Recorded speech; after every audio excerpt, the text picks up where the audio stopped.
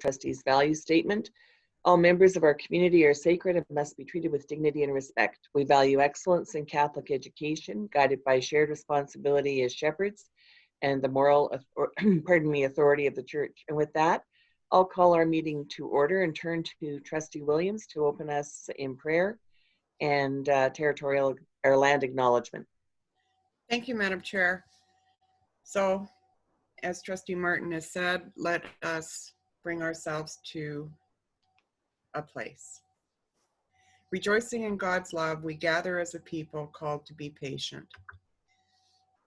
In the name of the Father, and of the Son, and of the Holy Spirit, amen. In anticipation of Sunday, let us listen to these words from the prophet Isaiah. The Spirit of the Lord God is upon me, because the Lord has anointed me. He has sent me to bring good news to the oppressed, to bind up the brokenhearted, to proclaim liberty to the captives and release to the prisoners, to proclaim the year of the Lord's favor. I will greatly rejoice in the Lord. My soul shall exult in my God. He has clothed me with the garments of salvation. He has covered me with the robe of righteousness. As a bridegroom decks himself with a garland, and as a bride adorns herself with her jewels. For as the earth brings forth its shoots, and as a garden causes what is sown in it to spring up, so the Lord God will cause righteousness and praise to spring up before all the nations. Please join in our gathering prayer. Lord God, you wrap us in garments of salvation and robes of righteousness, and call us to bring relief to all those in need. Give us eyes that recognize the one who stands among us in the brokenhearted, and grant us hearts that are eager to work for justice and help the less fortunate. May we live the good news, bringing hope where it is lacking, and generously preparing the way for the Savior who is coming. Enable staff, students, and their families to grow confident in faith and give them a share in your peace. Show them your loving kindness and make them holy in spirit, mind, and body. May your Spirit be a source of blessing and strengthen for them, that righteousness and praise may spring up in their lives. Through Christ our Lord, amen. In the name of the Father, and the Son, and the Holy Spirit, amen. Okay, I'm going to do my best on this. I did practice, but I'm not sure I've got it down pat. So please forgive me, elders, if I don't get this right. The Creator gifted us with this land that we are blessed to share and care for together. The Calgary Catholic School District acknowledges that the land we gather on, Mohahisi, is the ancestral territory of the Siskiska P, the Siskiska, Kane, Piikani, and Afsekapi Piikani. We acknowledge all the Treaty 7 signatories, including the Sitsu people, as well as the Aihai Nakota nations, Bearspaw, Shikini, and Wesley. This land is also the home of Métis Nation Region 3 and all other people who make their home here. And thank you for that, Trustee Williams. Before we move to the approval of the agenda, I believe we have an amendment to consider. Thank you, Madam Chair. I would ask that the Board of Trustees remove from the consent agenda item 3.5, infrastructure, land, and planning, and move it to item 7, board decision items, as item 7.7.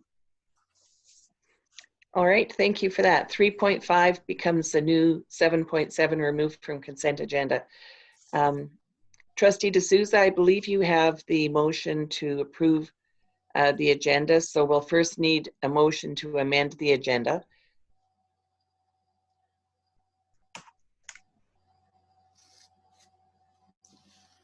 Myra, you're muted.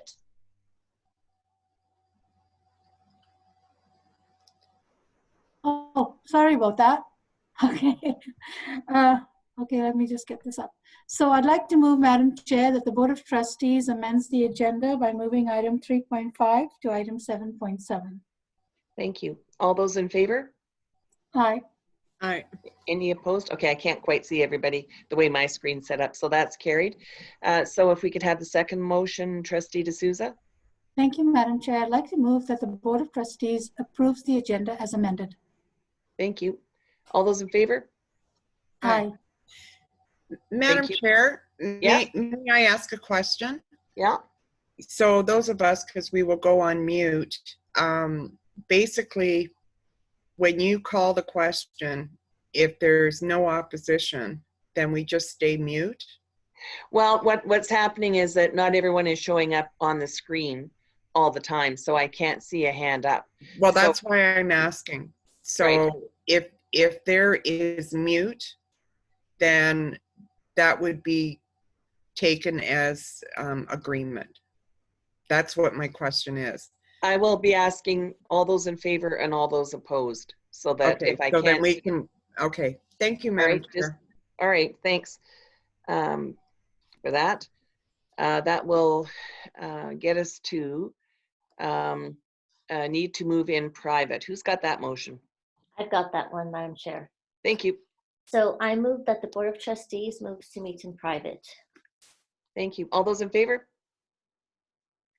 Any opposed? Hearing none, that motion's carried. Our public meeting, and Trustee Williams, I will ask you to open our public meeting with a prayer and land acknowledgement. Thank you, Madam Chair. So if we center, may the God of hope fill us with patience and peace as we pray. In the name of the Father, and of the Son, and of the Holy Spirit. Amen. Let us listen to these words from the prophet Isaiah. A voice cries out, "In the wilderness, prepare the way of the Lord. Make straight in the desert a highway for our God. Every valley shall be lifted up, and every mountain and hill be made low. The uneven ground shall become level, and the rough places a plain. Then the glory of the Lord shall be revealed, and all people shall see it together, for the mouth of the Lord has spoken." Please join in our gathering prayer. O God, in this season of expectant hope, you call us to prepare a way for your coming. Help us to hear your voice with renewed hope, and give us eyes to see what is yet to be. Set our feet upon the path which leads to you, and makes us a holy and faith-filled people. May our conduct be blameless, and may the good work you have begun in us be brought to perfection as we prepare for the coming feast.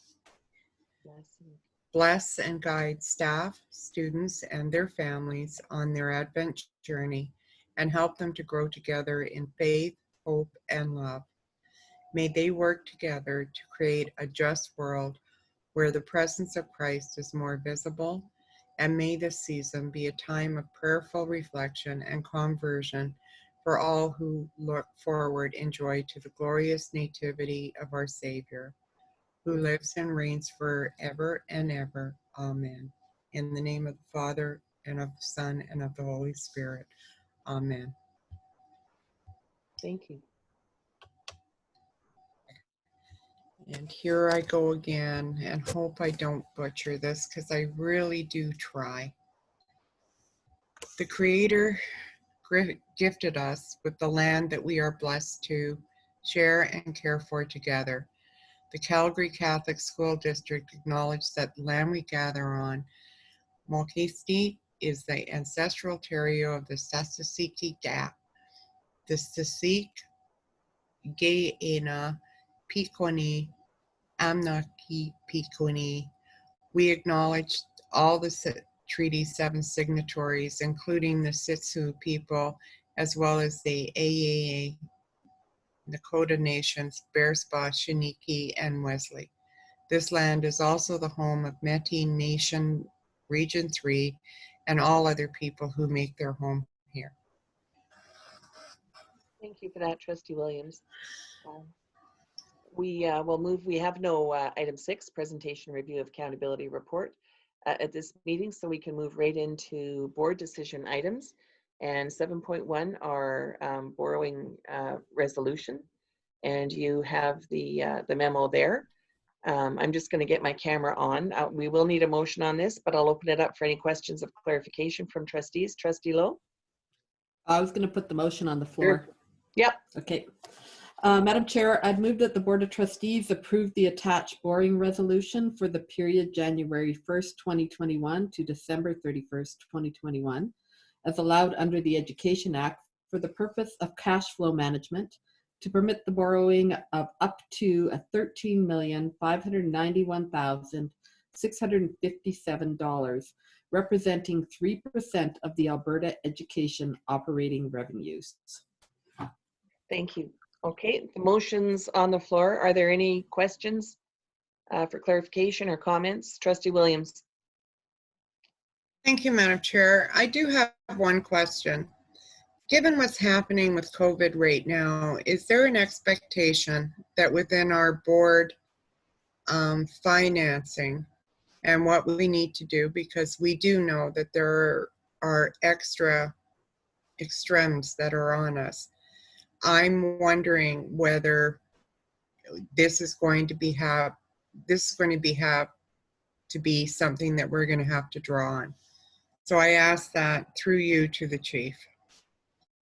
To the chief. Thank you, Madam Chair. At this point in time, we don't see us using this. This is just a formality. It's like it's like a card in our pocket in case something unpredictable happens. But we do know we're sitting on about just over 3% in reserves at 22 some million dollars. So we could always go back to the ministry and ask permission to use our reserves if we found ourselves in a financial pickle. And then on top of that, there's also this 3%. So this is just a formality, and that's why it's on our agenda today. Any further questions? All right, seeing none, I'll call the question. All those in favor? Any opposed? Okay, I've got to ask Trustee D'Souza and Trustee Williams, are you in favor? Yes. Can you hear me? Yep. Trustee Williams? I'm in favor, but my question didn't get answered. Okay, well, the motion is passed. Have you got an additional question? What clarification are you looking for? Again, that you didn't receive? There's no point at this point in time, Madam Chair. All right. Thank you for that. That's going to allow us to move on to 7.2, a 3-year ed plan process and timelines. And Trustee Rath, I believe you have that. I do. Thank you. Thank you, Madam Chair. I'll put this one on the floor. I move that the Board of Trustees approves the educational plan and annual education results report, development, process, and timelines. Thank you for that. So the motion's on the floor. Any debate or discussion, questions of clarification? Trustee Wellman? Thank you, Madam Chair. I actually just have one question. Within the memo, administration has methodically gone through the dates, you know, for 2021. We move into 2022. And then when we get to May 31st, it goes back to 2021. And I just wanted to make sure, is that supposed to be May 31st, 2022? It is. Okay. I just wanted clarity. That's great. Thank you for that. All right. Any further questions? Requests for clarification? Madam Chair, if I could just chime in. Yes. So thank you, Trustee Wellman, for highlighting that error. We will definitely get that corrected. And I also want to highlight that all of the dates that are in October 2021 and beyond, those are tentative dates. So you may want to make a friendly amendment to the motion to include the word tentative timelines, because as we all know, you as the trustees will approve the actual date of these meetings at your planning meeting later in June. So I'll leave that for your consideration. To the mover of the motion, Trustee Rath, would you consider that a friendly amendment? That's friendly. So we'll just put tentative in front of timelines. Correct. Is there anyone who would object to that being a friendly amendment? Seeing none. Okay. Oh, So that is your motion? sorry, actually Cheryl's trying to get the. Yeah. Oh, I don't see your Sorry, hand. I do wrong hand, Mary, sorry. Oh. Yeah, I think we're approving this timeline in the schedule, and it's just that this schedule indicates these are tentative, so I don't think we need to add that to the motion, because why would we approve a tentative timeline? Where this is the timeline, and some of these, as presented, some of the dates are tentative, but we've approved the flow, that it will basically be in this frame of time. I don't know. Right. I see your point, but that that amendment has already been accepted as friendly, but I see your point. I have Trustee Wellman.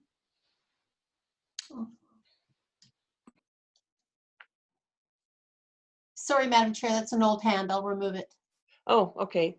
All right. Are there any further questions then regarding the timeline? All right, seeing none, I'll call the question. All those in favor? Aye. Okay, that was Trustee D'Souza. Everyone, Kathy, Trustee Williams? Aye. Thank you. That motion's carried. Thank you. That will move us on to 7.3, 3-year education plan 2020-2023. And I believe we have a motion there as well. I'm just trying to pull up the mover. That's Trustee Wellman. That would be me. Madam Chair, I move that the Board of Trustees approves the 2020-2023 education plan. Thank you. And I will ask for any questions okay, I've got Trustee Wellman. Before you speak though, I was asked by Teresa to please ask anyone who has motions that are not included in the order in the motion page to please submit them to Omar so we can have them ready to put up. So I think right now we just have the one, and that's regarding the Christ the Redeemer letter, or the Alberta Ed letter regarding the boundaries. Trustee Wellman. Okay, thank you very much, Madam Chair. I do have a couple of questions or observations. The very first one is on page 16 of the report, which is page 16 in your portfolio, but page 14 of 68 of the document. And it is in relation to the district priority when it comes to faith formation. And I just want to preface my comments that I appreciate that the trustees are mentioned in the document much further down when we deal with governance. But this whole focus almost seems to be on grace. And I have a little bit of a concern as to the perception we may be leaving, especially with government. Grace is supposed to be an arm's length organization, and yet we seem to be giving it such a huge profile within our education plan. And it's really an organization that we don't direct. We just are representatives on that. And I think it may draw into question maybe the financial support that we even, provide this through the ACSTA. So, it's just a sensitivity that I have, but I think it's really important to state that, it's really the trustees through the Alberta Catholic School Trustees Association that supported this initiative in ensuring that there's a real appreciation for the value of, publicly funded Catholic education. And I just think we need to tone that one down, but, I may be a lone voice on that, but that was just something that I observed, and I really think that the trustees need to be embedded there, especially when we say we're as important as we are, and keeping in mind there is a municipal election coming up.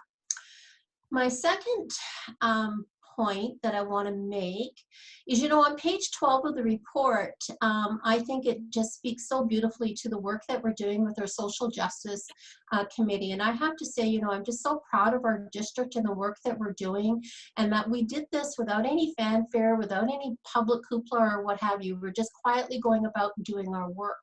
That being said, it's good work and it's important work.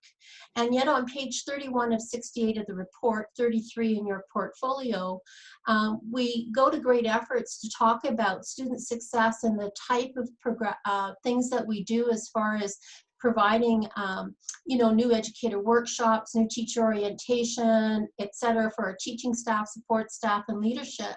And I just thought it was a perfect opportunity to embed some of the social justice or racial justice awareness that we are trying to embed within the regular everyday work that we do within Calgary Catholic. And I think there are probably many other opportunities within the document when we look at student success to embed that. But I just, you know, it's just an observation, and I do appreciate that work is still in its infancy. But I think that this, given that this is a 3-year plan, we should be able at some point to be able to expand on that. And then, If I can just stop you there for a minute, I'll ask for a Min's response. okay. So first of all, I appreciate Trustee Wellman's comments. And if I could just go back a step here, like we moved to a new assurance model and a new funding framework, and this was actually due back in May, but for any jurisdiction that was moving in this new direction, an extension was given until now. And so we're going to submit this. In fact, we've already had to submit it, right, to Alberta Education because they're looking for this from us. And then we go through the process timeline that we just approved a moment ago, that in the spring, we're looking at this again and making revisions to it. And so all of these comments that you're sharing today are really important because we're writing them down, Andrea and I, and we will definitely rework them as we go through the process just a few months from now. So I want to say a huge thank you to Superintendent Andrea Haloka, who has led up the work in this area. And you can see that this 3-year plan is unlike any other that Calgary Catholic has rolled forward because of new criteria from the government, as well as innovation from within Calgary Catholic. And I would like to turn it over to Andrea before we go any forward with any other comments here, just to talk a little bit about some of the highlights of this report. And once again, a huge thank you to you, Andrea, for the work done here. So go ahead. Yeah, thank you. And I really appreciate the comments that trustees are bringing forward, but it might help just to explain how the report is put together. And I think that'll help make a little more sense in how things are located. So this is part of the new funding framework, gives us the assurance model. And within that, it outlines how we do our education plan. And we haven't submitted it yet, so we waited for you to see it today, but we just don't have the luxury of time to give you 3 readings of it. So any feedback you give today, we can still incorporate. What's really important to know is that we've changed the structure of this report. It used to be based on our visionary statements, but instead now it's based on the priorities. And so when you look through it, before it used to be set up by each of the priorities or the visionary statements and colored that way. This time you'll see each of our sections they have banners on the top in different colors that relate back to the priority. So that should help you navigate it a little bit as you work through it. There are quite a few required elements. So as much as, you know, we tried to pare down and do less is more and put it in a graphic format, there are quite a few things we still are required to have. And so I just want to make that known to you, and I won't go into detail in the interest of time. But part of it is when we're setting out a priority area, it's important for us to give background information. So that's the current reality and baseline data. And you'll see that for each priority focal point. And so what you're seeing there, you know, to Trustee Wellman's point, is sort of the things that have occurred in the past. So it's trying to give a layout of this is what Calgary Catholic has done in the past. Then you move into goals, and there's short, medium, and long-term goals, which in a 3-year plan, we just decide to make it easy and say one is in the first year, medium is second year, long is by the 3rd year. And so within that, you'll see goals we're setting on new things. So that's when you talk about the racial justice, that's absolutely new to us. And so it's sitting within our goals. What we're going to be able to do when we get to the AER, which is sort of the response to the goals we set, is then highlight the work we've done. So it looks small because, as you say, it's just beginning, it's in its infancy, but we'll be able to report on that. And you'll see that that's a continued growth plan for us that we will be able to report on over 3 years. So I hope that makes a little bit more sense. And then in the when we're reporting on our goals, short, medium, and long term, there are pretty strategic things we need to be breaking it down to, like what are the outcomes, the target data, the strategies and rationale for choosing that as a goal, and then the measures we're using. So hopefully, like what we're prioritizing does make sense to you. And I'm hearing that it is already resonating with you on some points, which is great. And any feedback you give us today, we can certainly still incorporate. And then to Dr. Zulis's point, it's a really quick turnaround to May, and you'll see that you just approved the memo, which shows the steps to get there. We're going to be talking about this again in a few months, and certainly any further information and input you have, we can incorporate there as well. Well, thank you. I really appreciate that. And I did have another point on page 44 of 68 of the document. And this is an important one because it's about employee recognition. I think we all recognize that, you know, we weren't able to do things as per our normal last year. And so I do have a recommendation where you say for those with 25 years of service, a banquet is held annually. I think it would be more appropriate in just saying a formal district celebration is held annually to recognize employees with 25 years of service, because we don't know what we're going to be doing in June. It may be virtual. It may be something other than a banquet. And in page 54 of 68 of the report, 56 on your portfolio. Trustee Wellman, if I can ask, how many points have you got yet to make? Just two. After Okay, one more after this one. It has to do with, again, this is under the district priority governance and stakeholders. And I really think it's important that somewhere within this goal, I mean, because it's not mentioned in year 1, year 2, or year 3, it just seems to be very broad, but I really believe that we should include in here our school councils. We do an incredible amount of work with our school councils. I know it's later in the document, but I would think that those are going to continue to be a priority for us. So again, just a recommendation. And then just on page 60 to 68,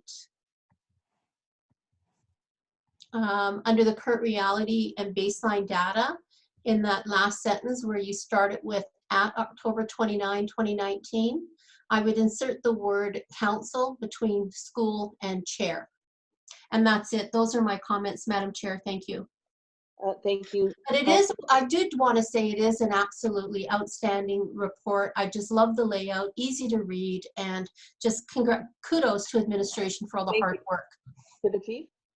Yeah, Madam Chair, I just want to comment on one point on page 44 of 68, where Trustee Wellman identified for those with 25 years of service, a banquet is held annually.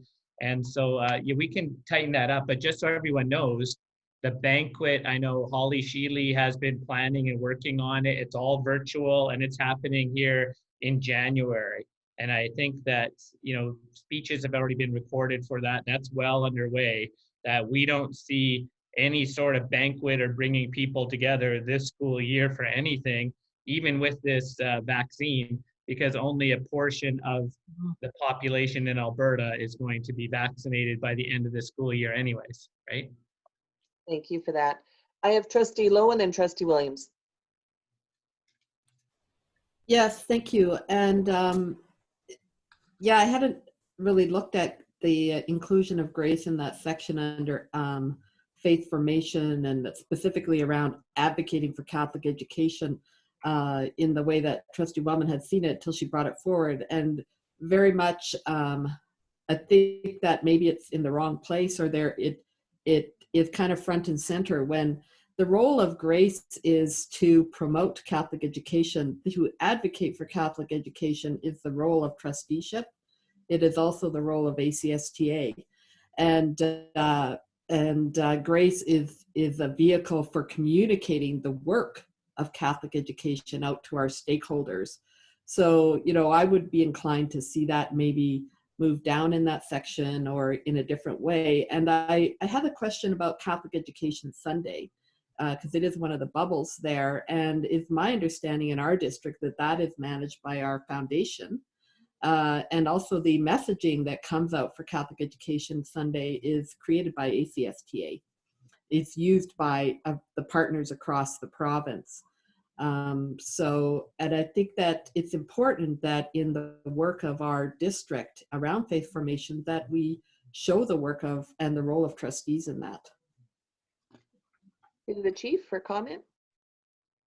No, I appreciate those comments. And so Andrea and I are making note of that so we can make some of these changes here even before the final submission is made. And I know earlier I said, you know, the submission has been made, but we consult with, just to clarify how this works, we consult with Alberta Education because they've given us feedback on drafts of these draft. We ask questions of this as well of them because we don't want to have any surprises when the final submission is made. So like Andrea said, this is all good to make these little minor edits as we go forward. So please keep them coming. Thank you. I have Trustee Williams. Thank you, Madam Chair. There is an omission in this that I think needs to be made. And I can't point to a certain page because I'm not even sure where it would go. But the fact is, we as trustee, you as administration are making decisions and they're not in this report. And I find that omission a little glaring. And that is, what is the go forward and how are we going to do this? And as I said, I can't point to a page because of things that we know that others may not. And I'm finding it a glaring omission on what the go forward is. And I think it does need to be mentioned on what our school district has to deal with on a go forward basis. To the chief for comment.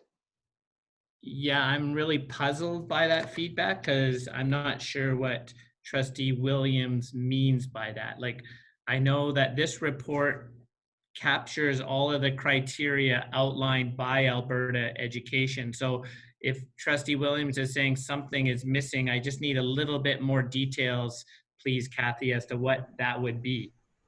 Mine would be on what the go forward is, on whether it's our capital plan or our operational plans, on how we go forward with that to ensure that we're giving top-notch education to the children that we serve and the families that we serve.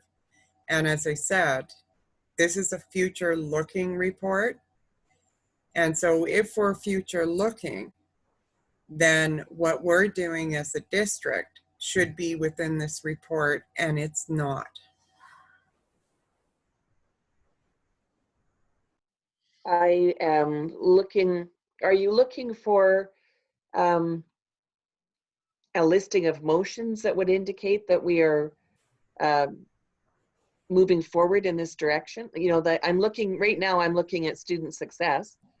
And what I'm looking for, Madam Chair, is what the strategic plan of our board going forward is as we deal with the district as a whole. And that is not in this report. We do see what the future planning is for education, but what we're not seeing is what is the future plan for this district on how we're going to manage it. That is not in this report.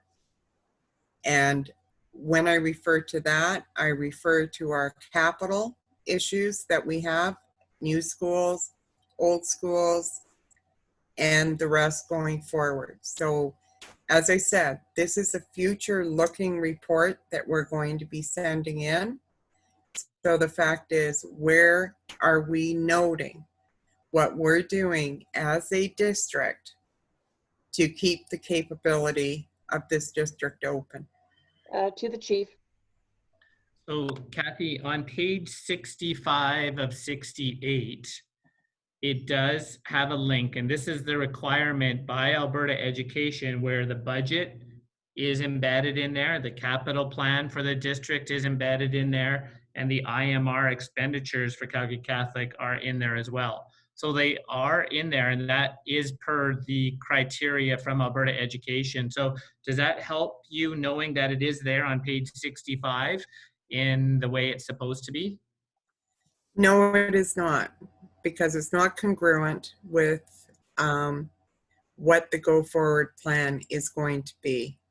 So what I'm saying is that when we look at this report and future looking, that we need to be fully conversant on what the plans for this district is and how that go forward is going to be. I'm not seeing that in this report. I understand the page that you've directed me to, but on the other hand, I'm also looking at it from when you're looking at our school communities as they sit right now within Calgary Catholic, is are we giving a clear picture of what our go forward is?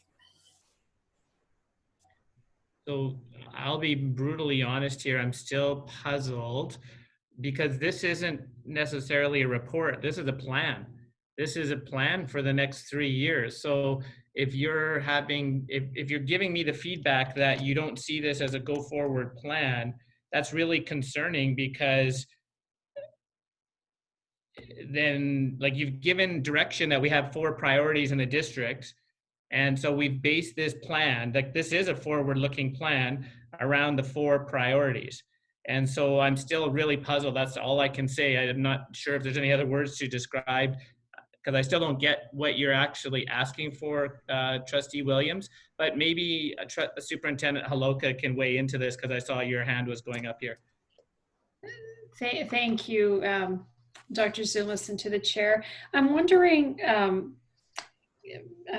Trustee Williams, if pages 50 and 59 are kind of getting at, and I might be way off base here, but this is where we're really talking about visionary leadership of the board, advocacy plans, like perhaps what you're suggesting lies within that, but maybe we can add more information to that about capital plans and so on. If that we're, we do have measures within the board's chair's yearly summary, which usually captures those pieces, but maybe we need to articulate some bullet points within this so that it's hitting the mark on more specifically the advocacy pieces and the visionary leadership that the board is providing. That's just a thought of where to land this.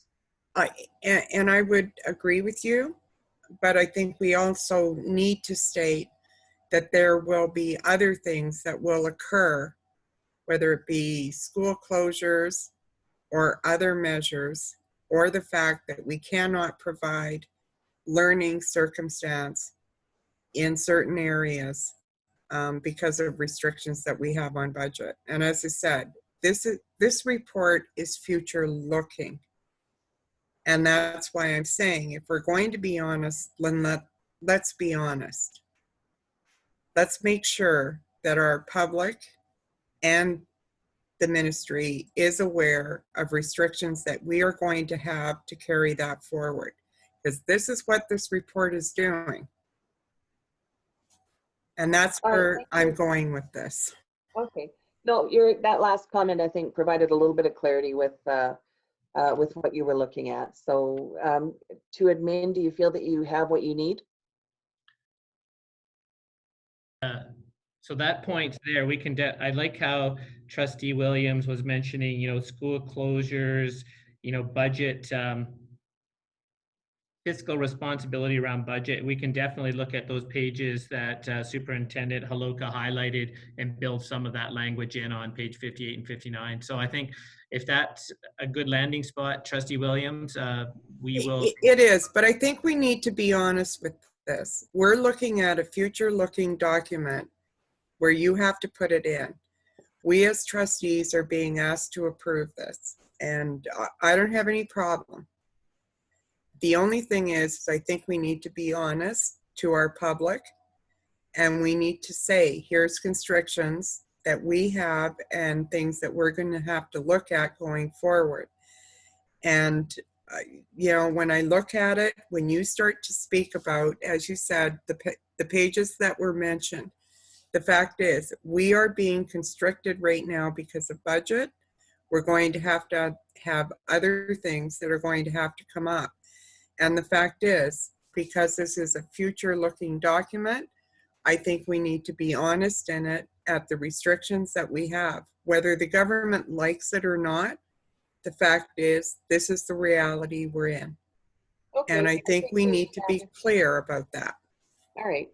And your point's been well made and clarified with your most recent comments. So I really appreciate that. And again, I think admin has what you need.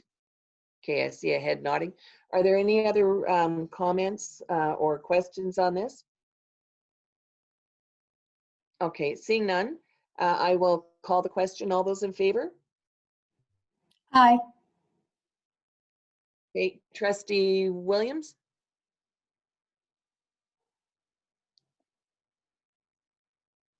Trustee Williams? Sorry, Madam Chair, I muted myself. Aye. Okay, thank you. And Trustee Rath, I couldn't see you.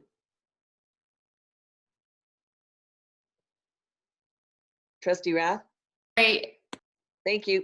Okay. I'm waving like crazy, but I guess you no, I know, don't, but your see face that. just Okay. for some reason wasn't there. So just wanted to Okay, confirm. no worries. Thank you. I have Trustee Lowe before we move on.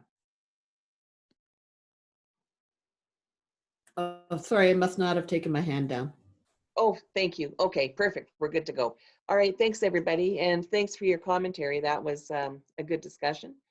We're going to move on to 7.4, January Parent and Trustee Forum Proposed Agenda. And you've had an opportunity to have a look. I believe that we have a motion there. Myra? Yes, Trustee- no, it's actually me. Oh, No, so it's sorry. me.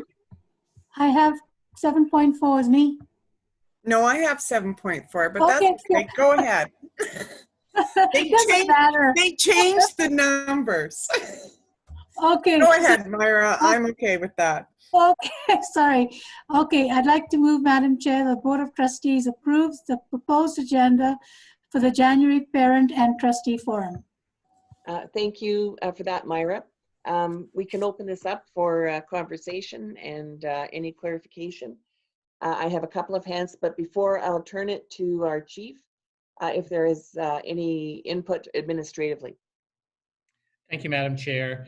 And so you'll see before you, I think our last parent trustee forum that was primarily organized by the Director of Communications and Community Relations, Tanya Van Brunt, was a huge success. We saw that from the feedback. And so now we're setting up our second experience. And Tanya came to me a while back and asked, who would be some possible speakers. And I know that Bonnie, through Grace, has developed a presentation, and it's not articulated in the title here, but she has made a PowerPoint that explains how Catholic education was lost in Newfoundland, and it was really interesting. And I thought that people may be interested in that. And so that is the proposal here. And also there's some time with me to talk about an update of COVID and some of the restrictions that we have and answer any questions that parents may have at that point in time. But having said all of this, we still have time, and I'm not sure if that is the best path forward. And I know in communication with Tanya earlier today, she had mentioned that there may be some other possibilities. So Tanya, why don't we hear from you now? Thank you, Dr. Zumlis. So the idea that has been put forward, Dr. Zumlis has described for you, a couple of other options that are up for consideration in the event that the board did not want to proceed with the GRACE presentation is two options that we could propose. One would be there is a woman by the name of Dr. Schultz out of the University of Calgary who's done a lot of work on anxiety in students around the whole COVID situation and has some research around that. And that would be very interesting, obviously, and timely given what we're dealing with COVID. The second option would be around something that was done, I believe it was last year, maybe even the year before, but very well received, and again, very timely, is the whole notion around cyber security, digital citizenship, with all our kids having to be online at such an increased level these days. That would be another option. So looking for some feedback from the board as to which way they'd like to proceed, and we can then move forward with getting that set up. Thank you. I have Trustee Williams, Trustee Wellman, Trustee Lowe.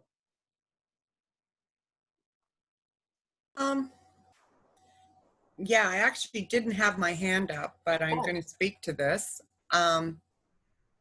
You know what I'm thinking at this point in time? Because let's face it, everything has been surrounded about what's happening with COVID, what's happening with anxiety, and the rest.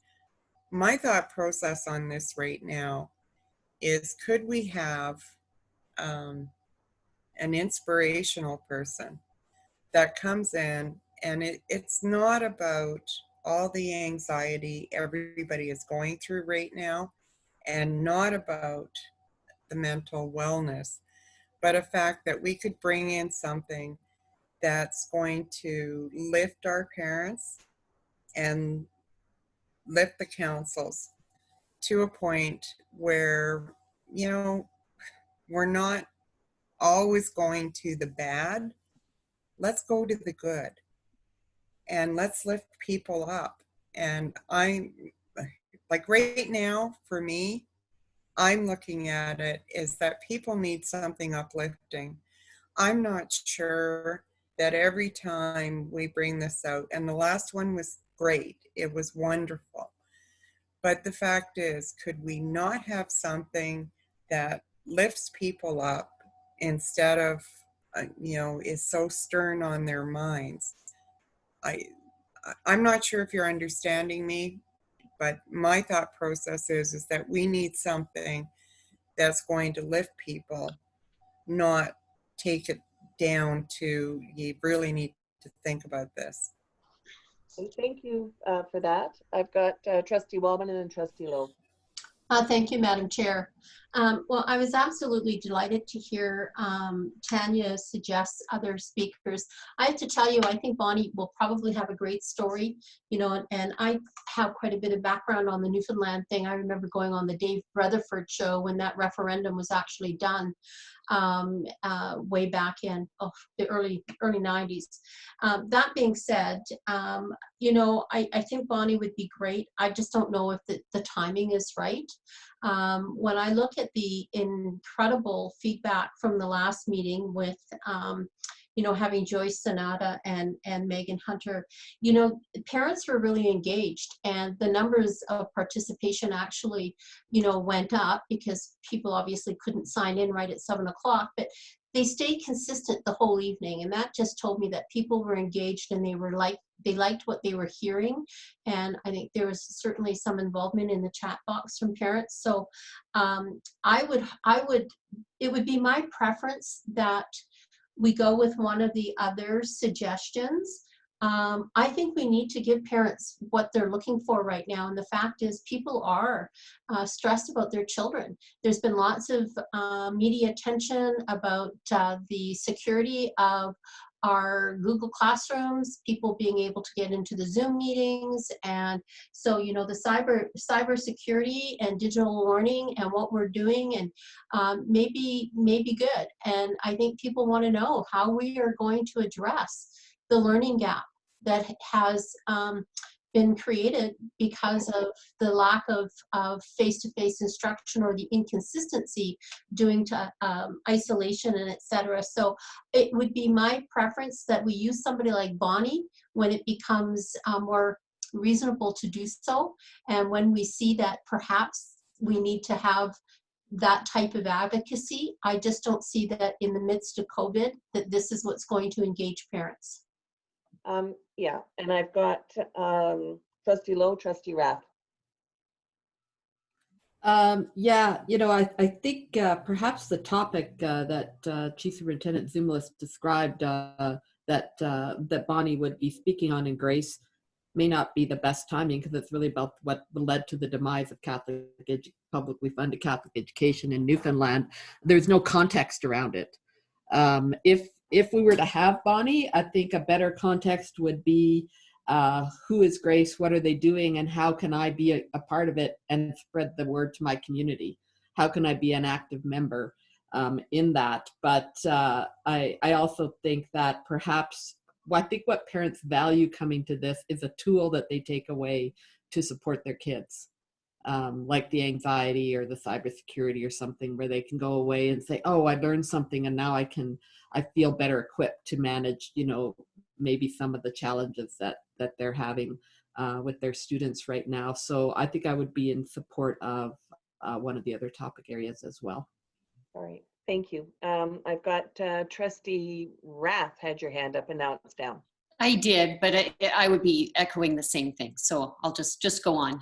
Okay, I have no further hands up right now. If I can put Chief Superintendent Zumlis on the spot for a second, he did offer something that I thought was innovative that we haven't done before, but I wanted to get everyone's thoughts on this. And Dr. Zumlis, if I can ask about your thought about going directly to our chairs. Yeah, so another thought here is we could take these, I've heard 4 different ideas shared during this conversation. We could send out like a Google survey to our school council chairs or a Survey Monkey or something like that and hear from our chairs, okay, we're planning our January meeting. You have a vote, which one appeals to you the most? We'll plan around the one that's chosen. And so it will give us good feedback. If we had the Grace presentation for Newfoundland, the Kelly Swartz presentation on wellness, the bullying or digital citizenship thing, and then maybe I was thinking possibly Steve Agrizzano, because he did just present at our faith days, and so maybe and he's an inspirational person, much like Kathy was recommending. We could throw that out there and see what people have to say about it. So what do you guys think about that? I'll go around the table. I will start with Trustee Ivanelli. I would support that. And I recall reading that we weren't able to have that survey at our last parent trustee forum. So this might kind of kill 2 birds with 1 stone and plan the rest for the year. So I would definitely support. All righty. Trustee Rath. Same thing. Same thing. Okay. Trustee D'Souza. Support. Okay. Trustee Williams. Support. All right. Trustee Willman. I definitely support that, getting the feedback, and it may also help us with our March session as well. Okay. And Trustee Lowe. Sure, that's okay. Good. So there's your direction. If I can, to the chief, is there's support to actually Survey Monkey our school councils to see what it is they're particularly asking for. Now we have actually a motion on the floor to accept this agenda as presented. So I guess we've got a couple of choices. We can vote it down or we can have the mover pull it back. And I think that was Trustee D'Souza. Madam Chair, could we just change the wording to it? Well, we could amend it, but it would actually change the intent substantially because the motion read to adopt the agenda as presented, which included Bonnie. So We had 2 forms of these. I'm reading that the Board of Trustees approves the proposed agenda. Right, and the proposed agenda was Bonnie speaking. We can't say the amended agenda? No. Oh, okay. No. All right. I think you're right, Madam Chair. The best way to move forward is to have Trustee D'Souza withdraw the motion, and then a new motion needs to be put on the floor. All right. Trustee D'Souza, would you care to withdraw the motion? Yes, Madam Chair, I would move that, hang on, I need to bring this up. I would like to move that the proposed agenda for the January Parent Trustee Forum be removed. That the motion regarding that be removed? Yes, the motion. Yeah, regarding perfect. that. Thank you. Yeah, thanks. All right. And we actually don't need to vote on that because you've just withdrawn your motion. So if I can ask someone to prepare a different motion that will Madam capture. Chair, I have one. Okay, get it, if you wouldn't mind getting it to Omar, or we can. Oh, I thought you would. If you want to read it now, is it ready? I thought you'd want to just deal with it right now. Yeah, if it's ready now. I would move that the Board of Trustees direct the Chief Superintendent to survey our school councils for possible agenda topics for our January Parent Trustee Forum. Yeah, I'm not sure that was the content of the discussion. I believe we were looking at something a little more prescriptive to choose from one of the three speakers identified earlier. Okay, so move that the Board of Trustees direct the Chief Superintendent to survey our school council chairs on the selection of guest presenters as discussed for our January Parent Trustee Forum. Thank you. Before we vote on that, I've got Chief Superintendent. Yeah, thank you, Madam Chair. I think that changes the whole motion. Like the motion is like the proposed agenda, you know, the date, the times, and the breakdown of it. And so rather than focusing just on that part, could we not just keep it simple and say that the Board of Trustees approves the amended agenda for the Parent Trustee Forum, knowing that a survey will determine the guest speaker for the evening or something like that? Right, that motion's already been withdrawn by Trustee D'Souza, the original one. Right. So it can't be amended because it's been withdrawn. So now we're just creating a different motion that will allow you to send out a survey monkey to our families. Madam Chair, would it help to put a second motion on the table that the Board of Trustees approve the agenda format for the January Parent Trustee Forum as presented, and then that way it just talks about the format, which is the timing, the opening prayer, etc. That's good. Would that help, Dr. Zumlis? That's exactly what we need. We need to have it approved that this is kind of the flow of the night. Sure. Yeah, Exactly. no, that's fine. And the content would still require another motion, I guess. But if Trustee D'Souza, if you would like to, well, Trustee Wellman, you've got a motion on the floor right now. Well, there was, did we vote on the first one? So Well, one was to vote for the survey, and the next one is that the Board of Trustees approves the agenda format for the January Parent Trustee Forum as presented. All right. And any further questions on this motion?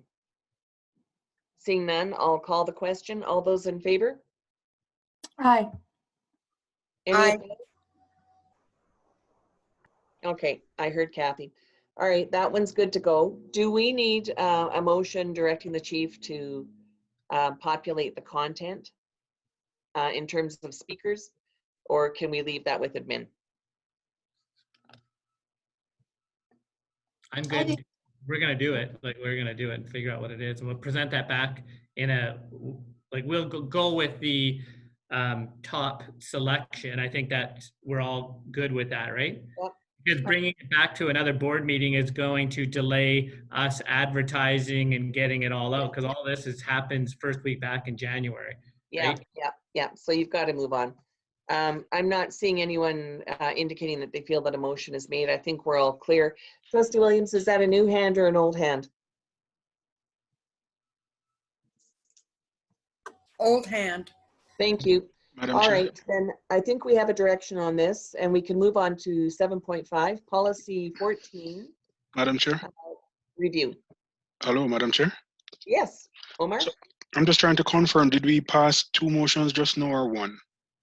Trustee D'Souza put a motion forward and then withdrew it. Right. And Trustee Wellman put forward the motion to approve the agenda, the format of our parent trustee forum. Okay, thank you. Coming up. Thank Yeah. you. All right. That's going to get us to item, just a sec here, 7.5, policy 14, second and final. And who's got the motion for that one? Looks like I have honors of reading this long motion. So sit back and take a seat, guys. Okay.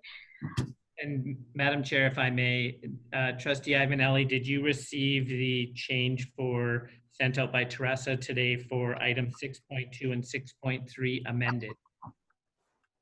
I believe so. I have the version that was, I just printed off the version that was emailed to us, and 6.2 and 6.3 are in bold. Is that the one?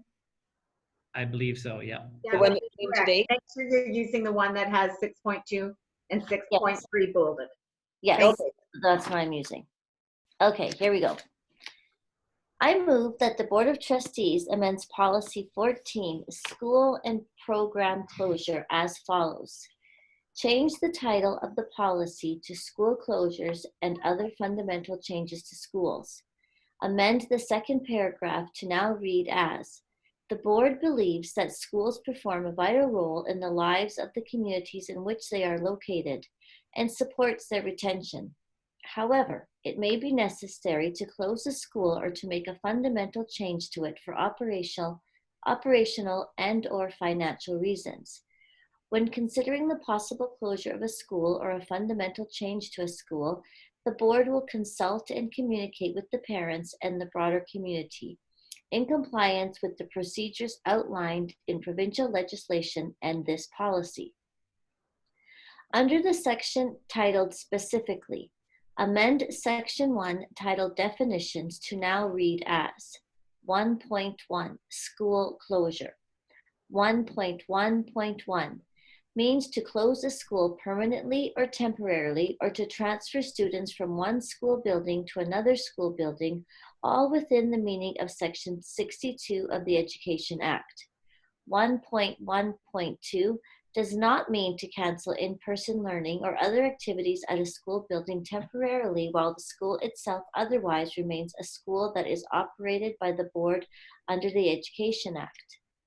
1.2, fundamental change to a school.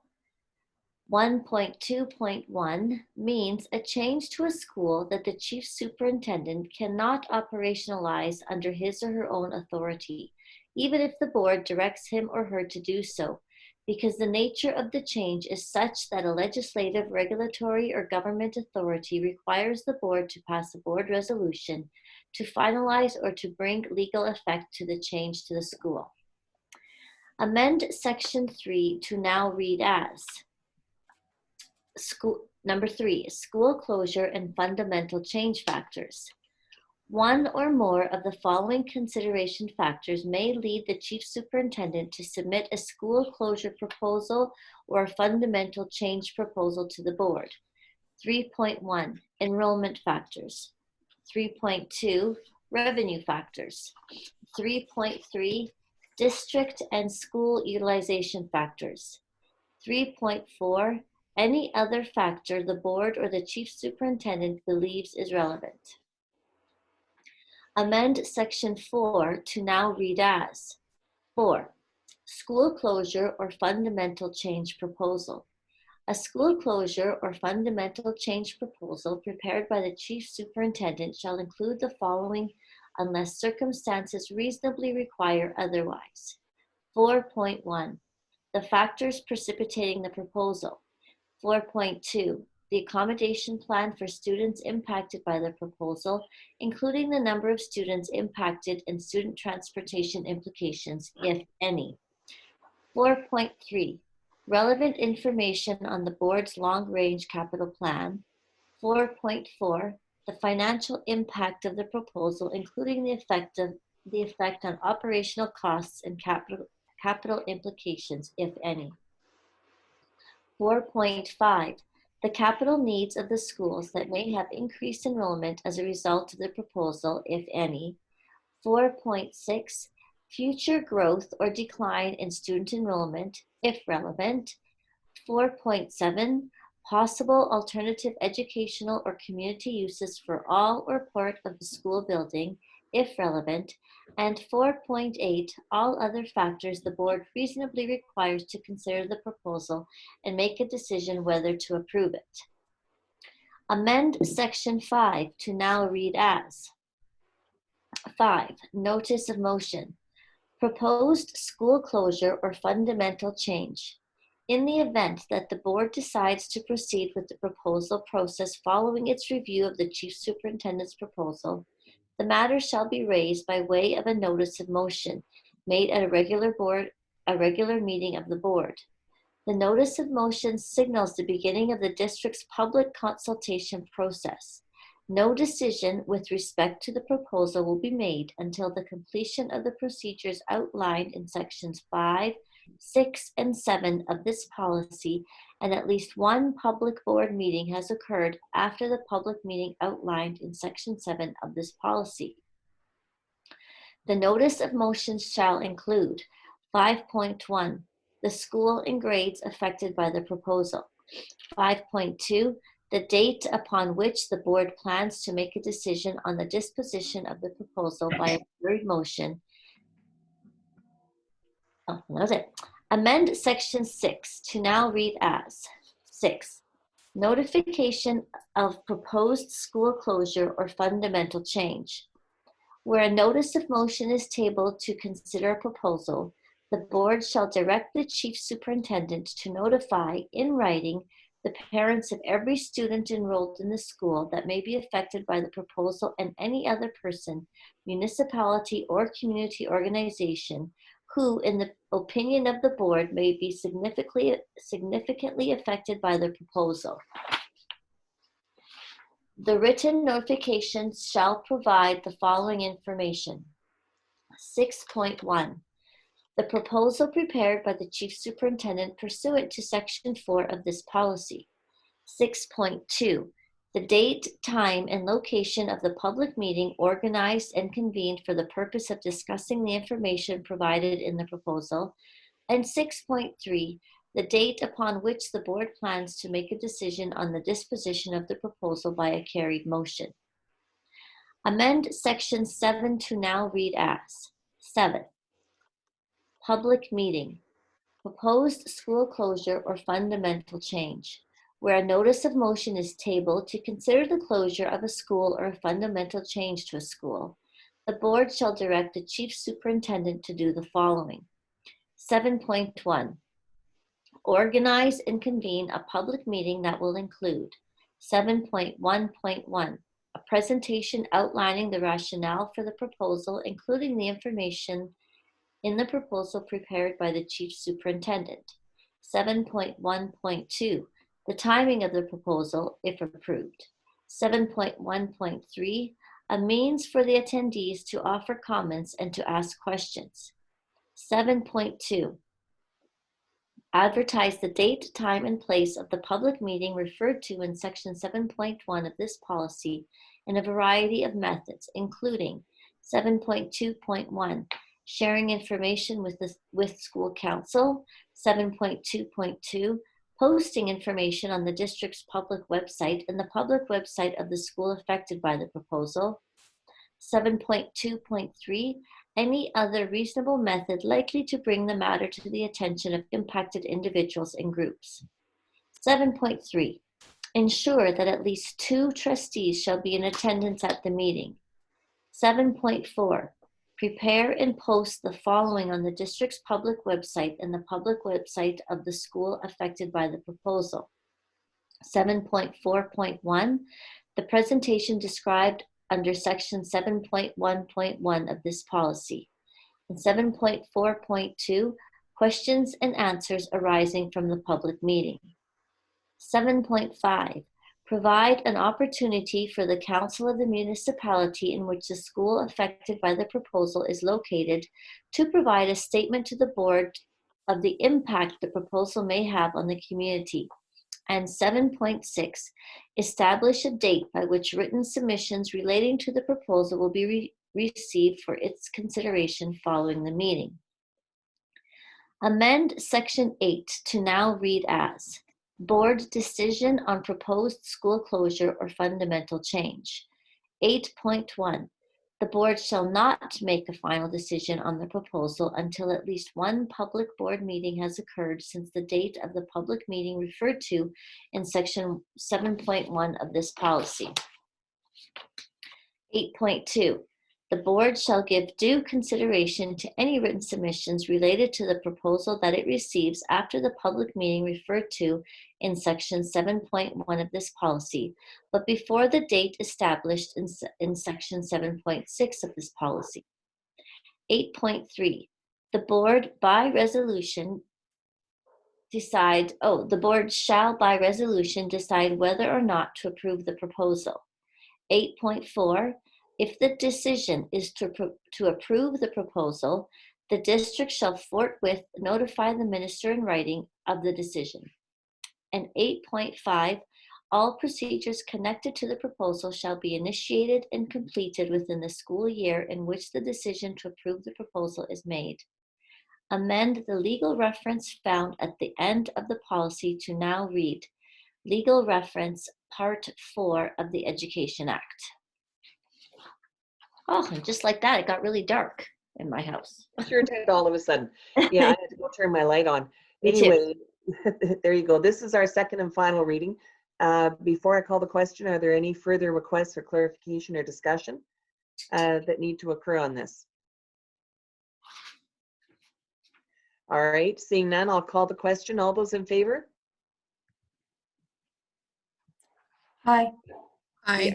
Thank you. Okay, that motion is carried. Thanks very much. That's going to move us on to, hang on just a quick sec here. I've gotten ahead of myself. 7.6 budget timeline, and I believe that we have a motion on this as well. Trustee Lowe.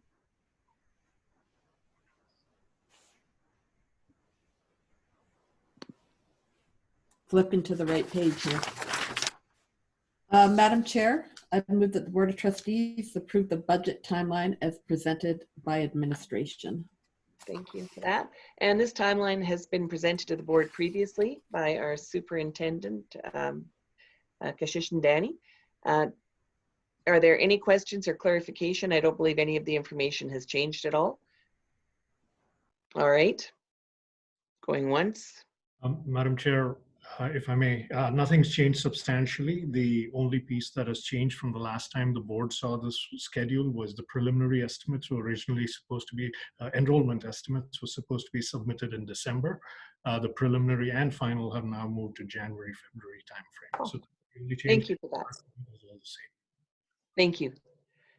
Are there any questions? Discussion? All right, I'll call the question. All those in favor? Aye. Aye. Great, thank you. That motion is carried. Thank you very much, Superintendent Kashish and Danny. That will move us to our new item 7.7, infrastructure, land, and planning. And I will turn to Trustee Wellman, who requested its removal from consent. Thank you, Madam Chair. Madam Chair, I made the request to have this removed from the consent agenda just so that we could talk about it a little bit. You know, we do have our chart that is so wonderfully prepared by administration that shows us exactly where everything is in the process. St. Martin de Porres, as we all know, is our #1 priority. We certainly have done an awful lot of advocacy work. And I'm afraid taking it off of the plan because we have expended the money they've given us, the $250,000, might send the wrong message. I think it's really important until we get that next infrastructure announcement, we keep it on there and just make a note that we are awaiting provincial funding to start the build. And I just think it's really important. It's important for not only the ministry to see that, but I think it's really important for our community to see that because it is our #1 priority. Thank you for that. Any other comments from trustees? Any objection to continuing? Trustee Williams. Thank you, Madam Chair. Although I appreciate what Trustee Wellman has said, these are internal reports. They're not external to us. So, you know, the fact is we are all going out. I know I am. I can't speak for any other trustee, but I can say that when I speak to my MLAs, #1 priority is St. Martin de Porres. So this internal report that we get is basically telling us that the work that they've done has been completed. So I'm not seeing why it's of import to keep it on there, because what we're given is here's what's on the schedule right now. The stuff that was done for St. Martin's is now off the list. Doesn't mean it's off our calendar. It just means that the work that was done is completed. So I guess I'm going to have to go through the chair to the chief. Is that not why this is not on the report? For the chief? It is true that the traditional way we do this report is once the work is done, it's removed from the list, but that could change at the will of the board. If I could, Madam Chair, my understanding, I mean, I appreciate right now at this moment we're meeting virtually. Hopefully that's going to change. But if people were to come into the boardroom, when they pick up their agenda and information, I thought that information that's not confidential is provided and made available to the public. And any information that we have becomes FOIPable. So that would be my reason for my ask is and under our old way of doing business, before we were putting this on the consent agenda, this actually used to be attached to our minutes. I see Trustee Lowe. Yeah, well, this report is about project information. It's not our capital plan. These are active projects that we have underway. So that's what the purpose of this report is, infrastructure land. Maybe the name is wrong, but these are our current projects. It's not saying this is what we are anticipating getting. So I guess I hear what Trustee Wellman's saying, but I think that it doesn't belong on this project update because it's no longer a project. It's completed. That element of it. Okay, just worried about our community out there that's been very supportive of us as a board, but that's okay. I will go around the table quickly and get a consensus. Trustee Wellman, as I understand it, you're seeing the advantage to keeping this on the grid, is what I call it, because it is publicly posted, and I would assume Alberta Ed gets a copy of it, and you would see it as an augment to advocacy. Trustee Ivanelli. Unmute myself. I'm not sure I hear both. I understand both points. I mean, the hope is we do get funding for it, and if we do, it will be back. It will be back on this chart. So I'm fine with adding it. Great. I think it's okay. Yeah. Thank you, Trustee Rath.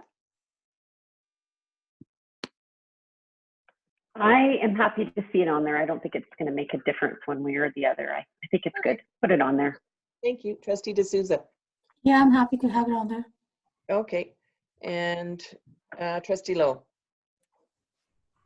Yeah, I guess then that's a different interpretation of the purpose of this chart because they're project information update. But if it's the will of, so I say it doesn't need to be on there. Okay, Trustee Williams. I don't either. My thought process on this is what we get in this chart, as we have for years, is basically ongoing projects. This one has been completed at this point in time. So it's not that it's off our radar.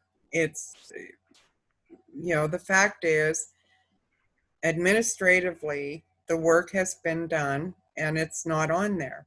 We haven't got the second level of funding for this yet. So it's, to me, it doesn't need to be on there because our chief is giving us work completion. So as I said, this is an internal report, not an external one. So I'm not seeing what the difference is. I mean, I guess we could list everything that we have going on right now on completion and not that we don't have full funding for. So I'm not seeing the need for it to be there. All right, thank you. In a general sense, it looks like there is support to keep that project listed. If I've understood Trustee Wellman, and certainly around the table, it certainly is, more of a technical document that one could argue is designed to be internal. However, I certainly accept the logic that although it's designed for an internal audience as a technical document, it's still a public document, and while not its intended purpose, is seen by our public. And there may be value in that. So in any case, we have a direction for that, and I thank everyone for their input. And I'd like us to move on to 8, information, and 8.1, budget update, and I'll turn it to the chief. Thank you, Madam Chair. And so our first item under number 8 is a budget update. And with that, I'll turn over to Superintendent Kishan-Shindani. Thank you, Dr. Zoomless. Madam Chair, I'll be very brief with this. What this memo is intended to show is the audited financial statements which the board approved at the last meeting. We're trying to draw a comparison with how our year-end position panned out in terms of our deficit and our accumulated operating surplus, and how it compares with the average of the other 3 metro jurisdictions.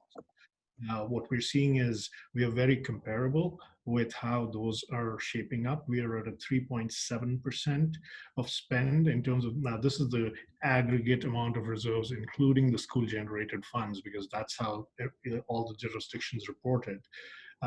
Whereas 3.8 is the average of the other metros. And on the chart on the right-hand side, you will see we reported a deficit of just under $6 million versus a budget of $10 million, whereas the other 3 metros on an average basis, their performance was a lot better, which means better, but the difference between what they budgeted and what they came up with was about $16-17 million swing.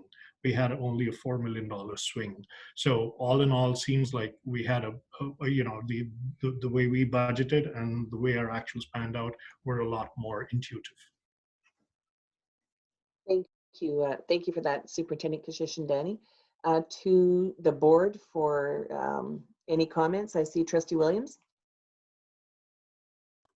Thank you, Madam Chair. I do have a question. And my understanding of what occurs is that because they are site-based and we are not, is that we have a quicker way of response than some of our other boards, and not just metros. It would go province-wide. So what I'm hearing right now is that with the accumulation of information is that they have found out a better way to accumulate that information than we have right now. Is that what I'm hearing? To the chief. Madam Chair, if I may, accumulation of information was really not where I was going, Trustee Williams. Where I was going with this was our ability to anticipate our spend and come in within a reasonable band from what we budgeted. We seem to be closer, whereas with the other metros, and I will say that one of the other 3 metros was reasonably bang on, but the other 2 metros are skewing the whole equation. So the average, when you take the average of 3 other metros, the digression does seem to be pretty sizable. But again, they have very unique circumstances, and again, them being site-based, there are certainly some of those components that would play into their equation. So, Madam Chair, if I could ask a follow-up question. Yep. So my follow-up question to this would be, and as I said, I don't want this to be taken the wrong way, but in past years, we were in front of the curve on doing this because of the information we got, whether it was on number of students coming in, how this was going to happen. And obviously we know, because you did point this out to us, is we did not have the best budget that came before us because the information that we were given on enrollment and such was not as accurate as that we had got in previous years. So I guess my question is on this is, how are we gathering it now based on what happened in the past, and why are we having this discrepancy? Because this is the first, well, it's not the first year, it's now the 3rd year that we have had discrepancies that happen when we're predicting our student allotment. So do we need to readjust what we're doing? Like, what is the go forward on this? Because we rely on what comes out on your projections on where the go forward is. And obviously, and I'm going to say it has been 3 years where we have been off. I will forward that to the chief. If you could address how our projections are arrived at and what the mitigating factors could be. Yeah, so I'll just speak for the current year. I can't speak for the years previous because I wasn't chief, but I can assure you that we have a planning team that looks at all of the data and trends to make their projections. But the one thing that factored into us being off our projections this year is COVID-19. And no one knew that we were going to be dealing with COVID-19. And, you know, we've already talked about how that has impacted Calgarians and the loss of housing and people moving away. And that is our attributing factor as to why we're off this year. Other years, I have no clue, but I have complete confidence in our planning department and the work that they do going forward. And so it's my hope, you know, planning is like looking into a crystal ball. Like you do the best you can with some of the numbers that are before you, but at the end of the day, you can't, it's a prediction.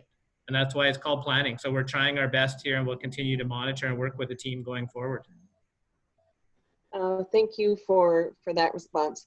I see no other hands. I think one thing that we may need to consider as well, and was brought up earlier, was the impact potentially of changes to the Education Act that allowed a number people who wanted to homeschool to be unaffiliated with any school jurisdiction.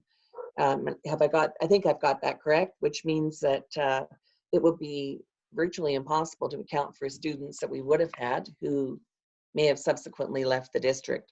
That certainly lends itself to challenges. I see Trustee Wellman. Yes, thank you, Madam Chair. I just wanted to actually express my gratitude for the chart that was put before us. I think we have talked a lot about, you know, our surplus and really worried about where it might be and what type of room and flexibility we would have as a jurisdiction. That being said, you know, I think, you know, I have to say this, but this is where the buck stops. The buck stops at the Board of Trustees. We are the ones that approve the budget at the end of the day. And if there was ever a time that we felt we didn't have sufficient information or enough information, then we have a fiduciary responsibility to bring that forward and to the attention of our administration so that they can get what it is that the board needs. And I have to tell you, during the, I think the most unfortunate times in recent history, not just with COVID, but with the budget that we had to put forward, you know, when there wasn't a budget because the government was so late putting one out. I think that we can be very, very proud of the work that we did do as a board under the leadership of administration. And I just have to say that, you know, we share in this and we all own it. Thank you. Appreciate your comments, Trustee Woman. I see no further hands up. As we prepare to leave this conversation on budget, I too would like to express my appreciation to our administration, to Dr. Zumlas, to Dr. Superintendent Kashishin-Dani and your team. With as many moving balls as we have now provincially, it's incredibly challenging, and I know that the work is incredibly complex. So thank you for what you've done. Thank you, and, ma'am. we appreciate your efforts. Sorry. Thank you for those kind words, and it's all the team. I'm just blessed with a great team. Thank you. Thank you. Let's move on to 8.2 and back to the chief for our COVID update. Thank you, Madam Chair. And so you will see as part of this communication, recent letter that was shared with parents. Right now, as a school jurisdiction, we have 68 schools that are dealing with COVID-19. And so that's a significant number, the most we've ever had to deal with. We're sitting at just over 3,000 students that are self-isolating. and a couple of hundred teachers. And so those numbers continue to go up and down, even though we're only sitting with a third of our students, only our elementary and diverse needs students in our buildings. Those numbers still take into account some high school and junior high students, because it was only a couple of weeks ago that we transitioned them to a learning from home environment. Yesterday, of special note, we know that the province released new guidelines in relation to dealing with, or new measures in relation to dealing with COVID-19. And those measures in our conversations with the ministry have no direct impact on education and what we're doing in our schools. And I just want to make it very clear and known that, you know, we trust our staff, but we always make decisions that are in the best interest of our students. And we, as an employer, have made a decision that our junior high and high school teachers must report to work and carry out their instruction from their classrooms. And I want to share with the board why that is. Like, number one, first of all, in working with our medical officer of health, our schools are safe. Cleaning is happening regularly and daily, and we haven't seen a spread within our schools. And so that's another reason why our staff, when they come into a classroom that is unoccupied by any students, it's a safe place for them to be. When they come to work in a school, they have access to all of their resources. So if they are a high school chemistry teacher, they have all of the chemicals and safety equipment to conduct an experiment live online so their students can benefit. So once again, that's a best for our students. If they are a shop teacher, they have access to the materials within the mechanics lab to conduct, to do something, to do a demonstration to showcase our students. These things would not be capable or done safely in a house or in their home. Also, another reason why we have our staff working in our schools is because we have reliable internet access. If staff work from home, we experienced this from March until June, where some individuals had spotty Wi-Fi or no Wi-Fi at all, or not very high speeds. In our schools, they have access to that high speed. In addition to that, we have our principals working in our schools, and vice principals, assistant principals, who are there to supervise staff. And a big part of supervision is supporting staff. So if they are encountering difficulties with discipline or a student online, they are there and able to assist. So for all of these reasons, the decision was made, and we're staying true to it, that all of our staff continue to work within their buildings up until the Christmas break. And we will be reevaluating that for what that looks like for the very first week back after the Christmas holidays, which is January 4th to 8th. At this point in time, we are seriously considering letting principals let some staff work from home. We want to look at providing flexibility where we can, because we know that we can't allow all staff to work from home, because the provincial direction is that our special education classes continue.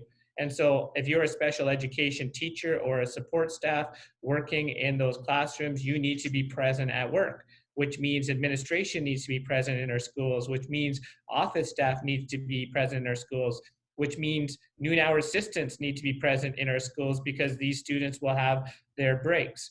And so we are still working on that, and we have a meeting with our principals tomorrow afternoon where we will be rolling out communication in that regard, and I will be updating the board. I will be sending an email with all of the details related to that for you. But just a heads up, and I just wanted to reiterate, these are the reasons why our teachers are working in our schools. I'll say it again, we trust our teachers, we have great teachers, but we always make decisions that are best for our students, and it's best for our staff to be in our schools. So with that, I'll open it up for any questions. Thank you, Chief Superintendent. I have Trustee D'Souza, then Trustee Wellman.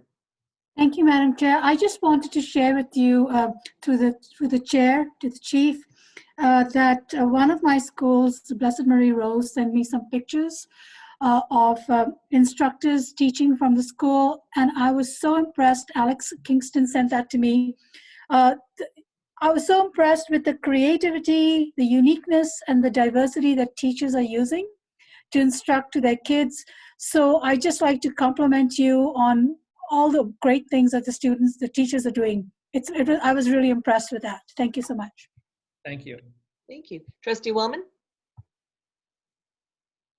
Thank you, Madam Chair. Just a question I have is, while I understand no measures have really been changed for the schools, they have changed the rules under which teachers need to go into self-isolation. So no longer, just because you've been in a class with a child that is test positive, do you necessarily have to isolate. And I was just wondering if the chief superintendent could let us know what the feedback from our staff has been, and whether or not this is actually making a difference for us with our substitute teachers or guest teachers. To the chief?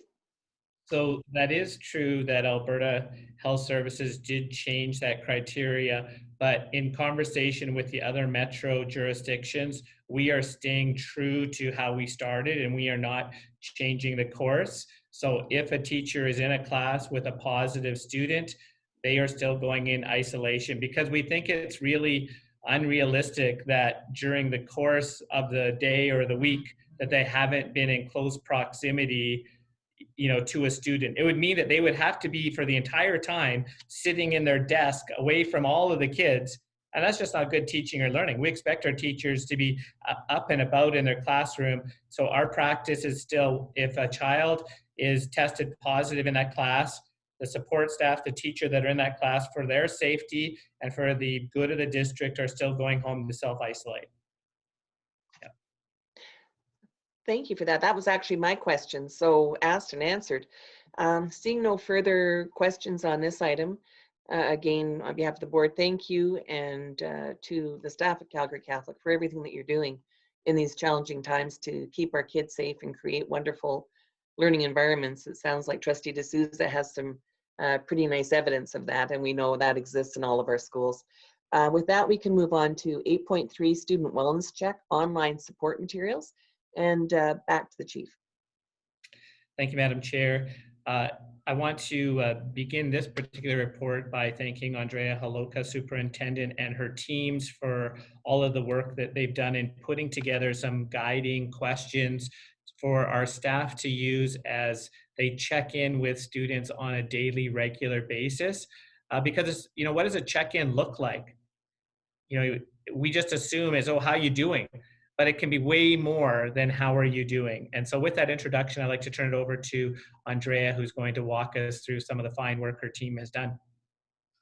Yes, thank you, Dr. Zumla. So one of the things that we really realized when COVID hit last March until the end of June was that the one reliable external place where students were actually sort of being seen every day by an external person was schools, and that was removed. And so what we started with was just making sure that our online schools, so St. Isidore and St. Anne, had something in front of them that they could use to remind their teachers to be checking on the wellness of students on a regular basis and engaging families with those conversations, simply because we knew from statistics and from our own observations that some of our students were not doing all that well when they were not in contact with us on a regular basis. And then we extended this outward, not only in anticipation of going online, which we've done for our 7 to 12s, and we'll have a week with our elementaries as well, and who knows what's to come. But also there were students that were isolating as well because of COVID, and they too were taken away from sort of the social support of school. And so what we put together was just a reminder, there's a flow chart in there, just to really walk people through what that could look like. And we know that this ranges from really urgent concerns of great magnitude to just sort of minor, this kid seems a little bit off, how are they doing? And then we did include some screening questions just to have in conversation with parents, helping our online teams understand the supports they have in place, and then a screening for the child or adolescent. And all those are really meant to be very simple, easy, and very tailored for the student in the situation. Thank you for that. And thank you for your commentary. I'll open it up to the board for discussion or questions of clarification. Seeing none, I thank you for the information on behalf of the board, and really nice to see that template so beautifully you know, that algorithm so beautifully developed. I think one of the comments that I have heard, a concern voiced, you know, would be that of how is it possible to follow up with these kids? Very gratifying to know that this has been developed. I see Trustee Wellman. Thank you, Madam Chair. You know, I work with two computers. I have my portfolio on my laptop and Zoom on my home computer, and I often grab the wrong mouse to put my hand up or to unmute. I just wanted to make a comment. You know, I read through all of this, and I have to tell you, I was really kind of overwhelmed. And I think what this has done more than anything was give me a real new appreciation for the types of anxiety and stress that not only are some of our students going through, but their parents and also our teachers, our staff that are having to deal with this on a day-to-day basis. So I just really wanted to thank you for sharing this, because, you know, sometimes you make things look so easy, right, as district administrators, and we don't really understand sometimes all the work that is going on behind the scenes. So I just really want to thank you for that. Thank you, Trustee Wellman, and thank you again on behalf of the board. We can move then to item 8.4, which is the feedback from our parent trustee forum. Thanks to admin for collating that. And again, I'll turn it to our chief for commentary. Thank you, Madam Chair. And so I'd like to begin by thanking our Director of Communications and Community Relations, Ms. Tanya Von Brunt, for all of her work with the Parent Trustee Forum that was held online on November the 24th in the evening. We are really happy to have had 167 participants that night, which is a tremendous turn to all of the parents and school council chairs that joined that evening. And I know we received some really positive feedback. And to tell you a little bit more about the feedback, I'd like to call upon Tanya. Thank you, Chief Superintendent Zoomless. As you can see, the feedback was very, very positive for that evening. I bundled it into strongly agree and agree, because in almost every situation, 95% and above was in those two categories. The one situation, there was one individual that did not agree that the content was relevant, did not agree there was enough time for questions. So those are all reflected by the same individual, just of note. But beyond that, I did send out open-ended questions to ask for any long answer feedback or recommendations for future topics, and did not get any after, but was really quite happy with the online polling immediately, which increased our response rate by over 40%. So any questions, I'd be happy to answer. Thank you. Sorry, just getting back to my camera. Open it up to trustees for questions or comments. Trustee Ivanelli?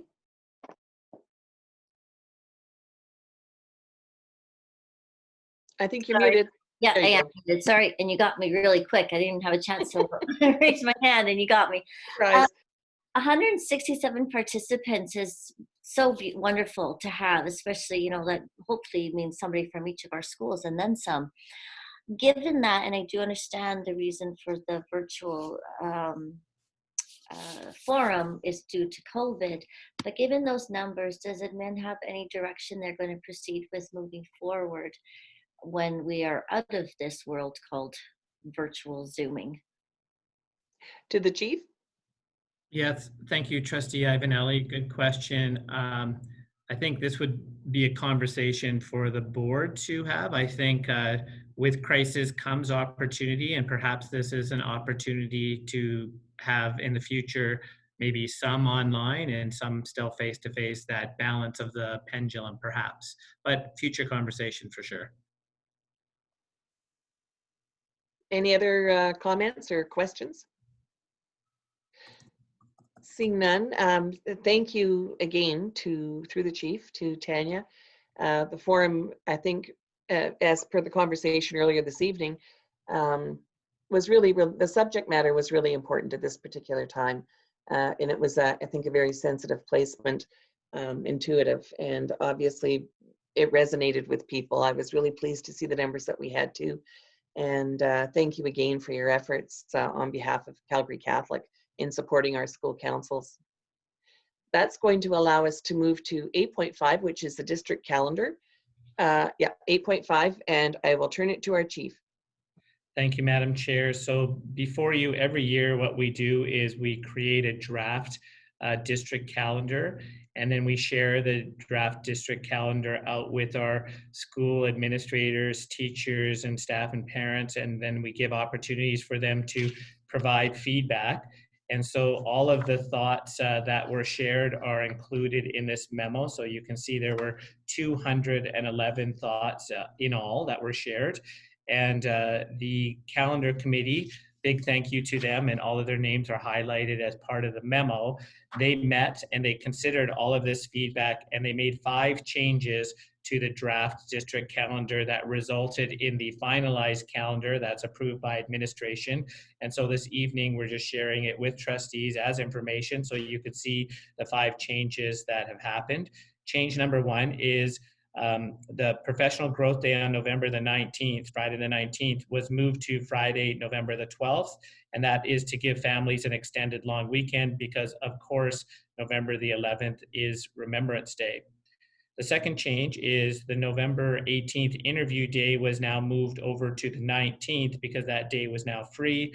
And parents have given us feedback that they prefer to have if a day is going to be devoted to something, it's easier if it's a Friday than a day off in the middle of a work week. The 2 faith days were originally scheduled for October the 28th and Friday, October the 29th. In Calgary Catholic, Faith Day has traditionally happened. In fact, for the past 20 some years, it's always been on November the 1st after Halloween, after the Halloween evening. So it's on All Saints Day. And so we were able to make that change by having Friday, October the 29th be the district faith day, and then the school-based faith day, which would be Monday, November the 1st. So this is also good for parents as well because it gives them that 4-day weekend. Then 4th change is on April the 8th, which was scheduled to be parent-teacher interviews, is the provincial government has scheduled diploma exams for math and biology on this day. So we wanted to move it because we didn't want to have students in our schools writing these. We're assuming that diploma exams will be back in play April of 2022. And we wouldn't want a whole bunch of parents walking in a building, making noises when our students are writing their exams. So that day was shifted to April the 1st. And then the final day is that the last day is in June, which is an interview day. We added the word optional, and it's optional for parents if they want to come for interviews that day. And we had feedback around making that change, and so that change was accepted as well. So with that, that resulted in our finalized calendar, and I'm here to answer any questions that you may have. To the trustees, any questions? Seeing none, I think it was. Mary, sorry. Oh, sorry, Trustee Ivanelli. Yes. Again, I was looking at my my portfolio and had to zoom you guys back in. There were a lot of comments on the staggered entry and the 2 faith days, and I was under the impression that staggered entry happened because of Covet this year. A lot of good comments and a lot of indifferent comments. And I was wondering if I could get admin's perspective on those two dates.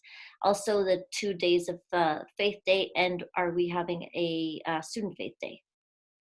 To the chief. Thank you, Madam Chair. So to address your first question about staggered entry days, you know, with crisis comes opportunity. Opportunity for us to reflect upon what we have traditionally done. And it is true that we went forward. Calgary Catholic, I believe, was one of the first school jurisdictions that put in the calendar staggered entry days to address COVID. But putting COVID aside, this is just great practice for our teachers to have small groups of students attend school to learn about the expectations, their classroom that they're being immersed in. That is just wonderful. And when we started to do a little bit more research upon it, is our high schools, all of our high schools are doing staggered entry, but it never appeared on the calendar. Kindergarten kids kindergarten students, they do staggered entry, but that's not on the calendar. So why not afford the same opportunity to our elementary and junior high students? And so we embrace the feedback, and we have embedded it into the schedule, into those 3 days. And just like we did last year, we will give direction to our principals, and principals will have a say into what it's going to look like at their particular school, because every school is different. Yeah. And then the second question in relation to the faith days. Faith days right now, we are planning for a virtual experience again for next year, and that's why we're able to split it over a weekend, because if they were in-person faith days, then that would result in extra cost for the guest speaker that was booked years in advance. And we also see right now in some of our initial feedback through the budget thought exchange, people are telling us loud and clear, please, we love the virtual experience. We saw that in the Faith Day feedback that was made public in the last regular meeting. People are wanting and requesting that we continue in the virtual world. But I think everything is a pendulum, and we always have to, analyze as we go forward, and not take the extremes, but to look at, what is best practice going forward. And Trustee Ivanelli, my apologies, what was the other question that you wanted addressed? Student Faith Day, I think.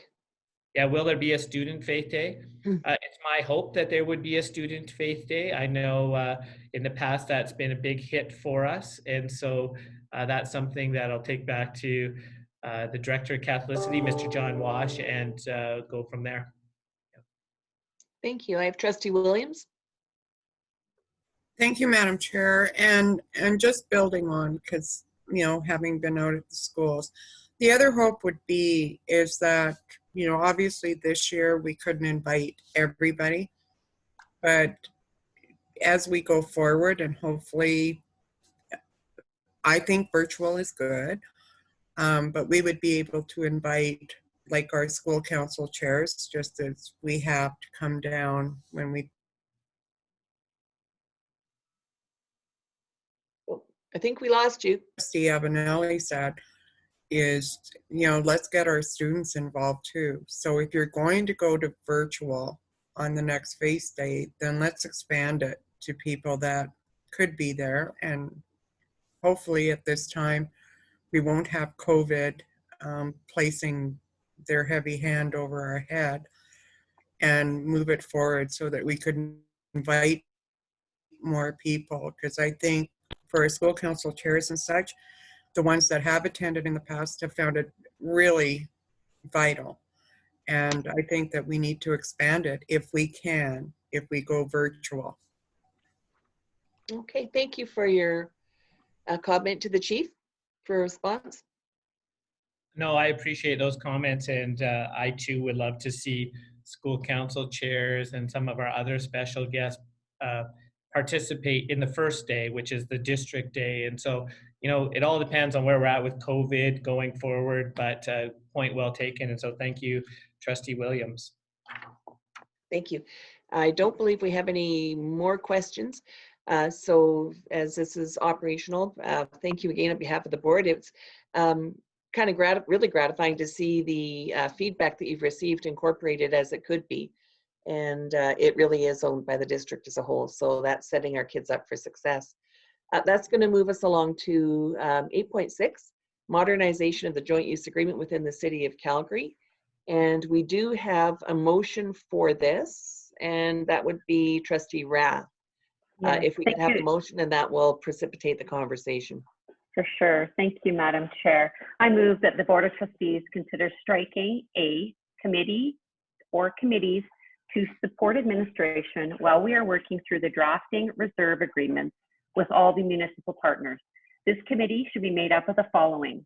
1, a local trustee that represents the applicable municipality based on which reserve agreement is being worked on.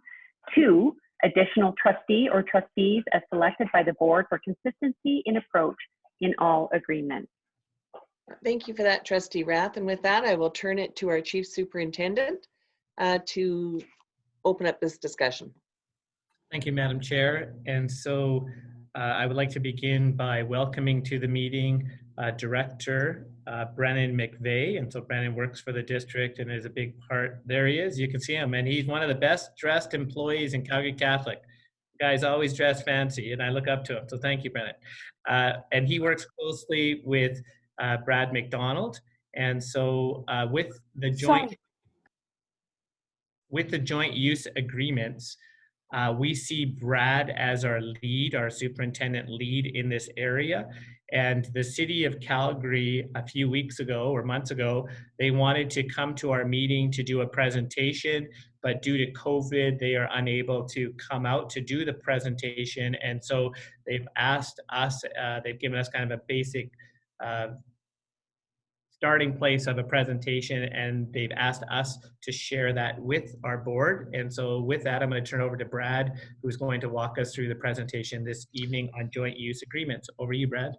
Thank you, Chief Superintendent Zoomless, and through you to the chair. Actually, I'm going to ask Brennan McVeigh to lead us through the presentation eventually.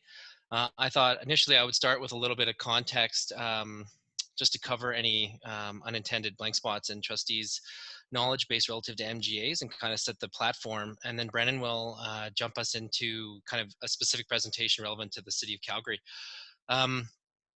The Calgary Catholic has been part of a long-standing joint use agreement with the City of Calgary, and per the memo, it was originally penned in 1985. And this was one of the first joint use agreements in all of Alberta. And at that time, the Municipal Government Act, which is the legislation which cities are governed by, didn't contemplate joint use agreements. They didn't, it wasn't a legal requirement, and only very recently is it now.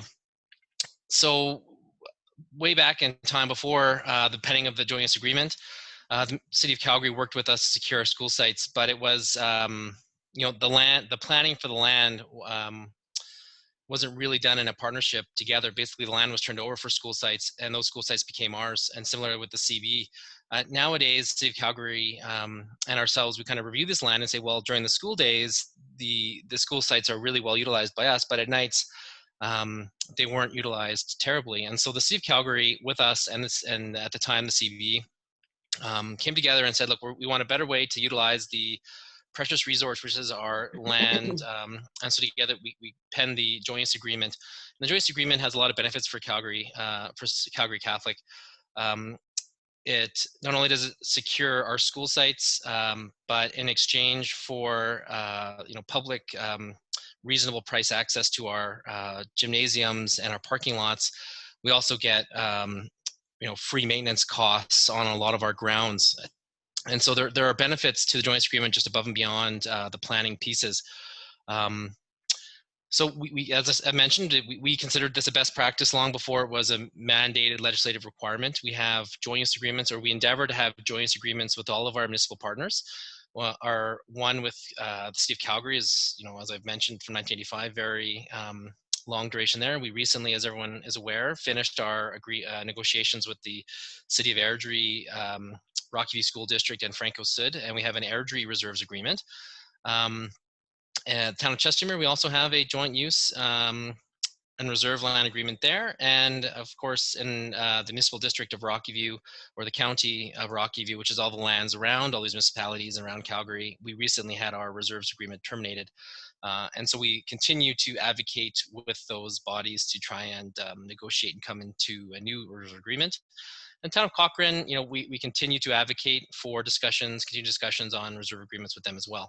Now, with the recent changes in the MGA, it's within, I think the enacting legislation came into effect in September, and now municipalities have 3 years to enter into a reserve agreement with all school boards in their, that operate within their jurisdiction. So I guess what I'm saying is by the end of 3 years, we had better have a reserve agreement with all of our municipalities, or the municipalities are going to be in trouble, not us. So it's not our legislation that governs us, but it is there. So, and we are continuing to work on that. So that's a little bit of background. Brendan's here to talk about, and Brendan is our Director of Plant Operations and Maintenance. And his time is very valuable to us. And so we do allocate him to support us in a City of Calgary, in our reserve agreement in the City of Calgary. Our manager of planning, Nishka White, manages our reserve agreements in the other municipalities. And so that's why I'm overall accountable for all of them to make sure that they are a success. So Brennan, if you've got the presentation ready, hopefully you can post it and you can run us through it, and then we would love a question and answer opportunity with the trustees. Thank you very much, sir. And thank you for the time this evening. Omar, is it possible to enable participant screen sharing? Currently it's disabled. So I won't take up much time at all if I can't share the presentation, but good evening, everyone, and again, thanks for the opportunity. There we go. Thank you.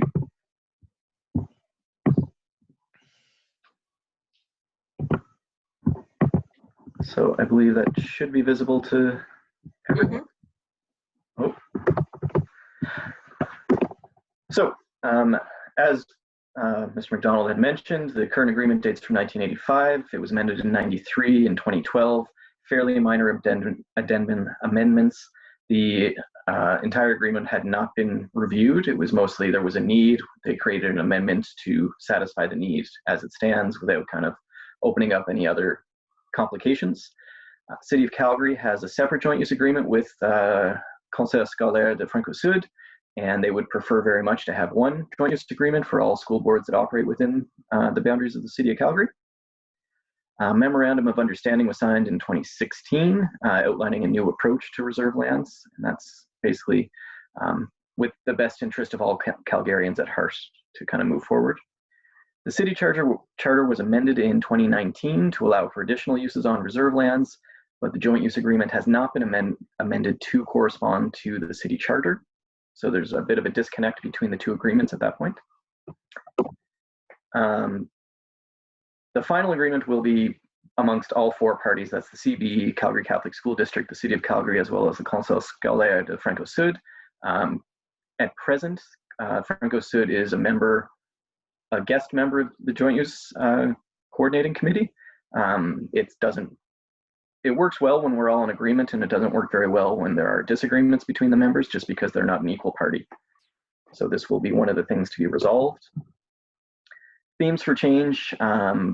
Again, these are some of the things we're looking to address or tidy up within the new agreement to reflect city policy and municipal development plans, reinforcing school sites as a key activity node within a community. Again, the more these buildings and the more these sites get used by the community, the stronger the school is, the stronger the community is. Identify which uses provide a public benefit compatible with school board purposes. There's several interested parties who want to kind of overlap certain municipal functions like fire and police. Fire and police may not coincide that well with a school. It can be fairly disruptive to the educational part of the day. Address some ongoing maintenance and operational costs of multi-use buildings. Bishop O'Byrne is kind of a shining star in the multi-use buildings, but that being said, there are some significant additional costs with operating a building of that type. Modernize the disposal of surplus school sites. This is a fairly lengthy and inefficient process right now if we do have a surplus site that we're trying to dispose of. And it's somewhat disjointed now, again, between the municipality and the Ministry of Education over who gets kind of final say. We want to build in some city site guidelines and overarching design considerations. Again, a lot of our newer sites seem to be at the top of a hill or in a valley, and they come with their own challenges. And again, provide an agreement to the 3 or 4 parties within that are venturing into this agreement. So the overall strategy, and I will start at the bottom unconventionally, so forgive me for that, is to have an administrative advisory team to basically provide the analysis and options for consideration, figure out what doesn't exist in the old agreement, figure out what needs to exist in the new agreement, and how to bridge that gap. To complement the board recommendation, we'd like some representatives from our elected officials council to kind of provide feedback and make sure that this won't arrive dead on arrival, and to align board priorities with the general agreement as well. And then from there, once all these party members are in agreement, that it would go to the Board of Trustees to grant final approval, as well as City of Calgary Council. And that's kind of the hierarchy of strategy that the administrative advisory team will work out nuts and bolts. Elected officials collaboration committee will make sure that everybody's interests are well met. And then hopefully there's a rubber stamp at the Board of Trustees as well as the City of Calgary Council, just because everybody has been involved several steps along the way. Work completed to date. There's been several project chartering workshops with administration from the 3 school boards facilitated by the City of Calgary. I got to do one driving back from Vernon this summer. That was really fun in this new COVID times. In October, we have a draft project charter that is available and can be shared. And then in December, we're making this presentation of this is where we are, this is where we want to go, this is how we want to get there. And again, thank you for your time. And then going forward, as you can see, we're at the December mark right here. So Site Planning Committee has presented this to Council. I believe we had 2 of our trustees attend that meeting as well. I believe it went fairly well. We're all present for the Board of Trustee meeting right now. I believe the CB is doing it this week, tomorrow or Friday, I believe. Early in January, we want to start the needs identification and gap analysis. That's what is there that should be there, what isn't there that should be there, and what is there that doesn't need to be there. Moving into Q2, develop some principles on how to address all those needs and address all those gaps, and then create some policy development workshops. And this will be the hardest part, in my personal opinion, is finding that line between having overarching goals without being extremely prescriptive, so that when a weird situation does come up, that we don't have a way to address it. Try and keep it broad enough. And that's one of the main advantages of the current agreement, is it's not terribly prescriptive. And as a result, I think it's been a huge success between the school boards and the City of Calgary. And then in Q2 of 2022, again, hopefully we can do this in person. And we will forward the agreement for approval between the City of Calgary Council and the Board of Trustee of all of the 3 school boards. And that's everything I had to share. Again, just want to thank you for the time. Great, thank you very much, Brendan, on behalf of the board for giving us that overview. Really important work, and there is some time sensitivity to it. I will open it up to trustees. We do have the motion on the table. I don't believe it's the intent that should that motion be passed, we would make a selection tonight. But before I open it up, in a sense of time, looking at the timelines, if this motion is carried, you're going to be needing names early in the new year. Okay, thank you for that. I've got Trustee Rath, Trustee Lowe, and then Trustee Wellman.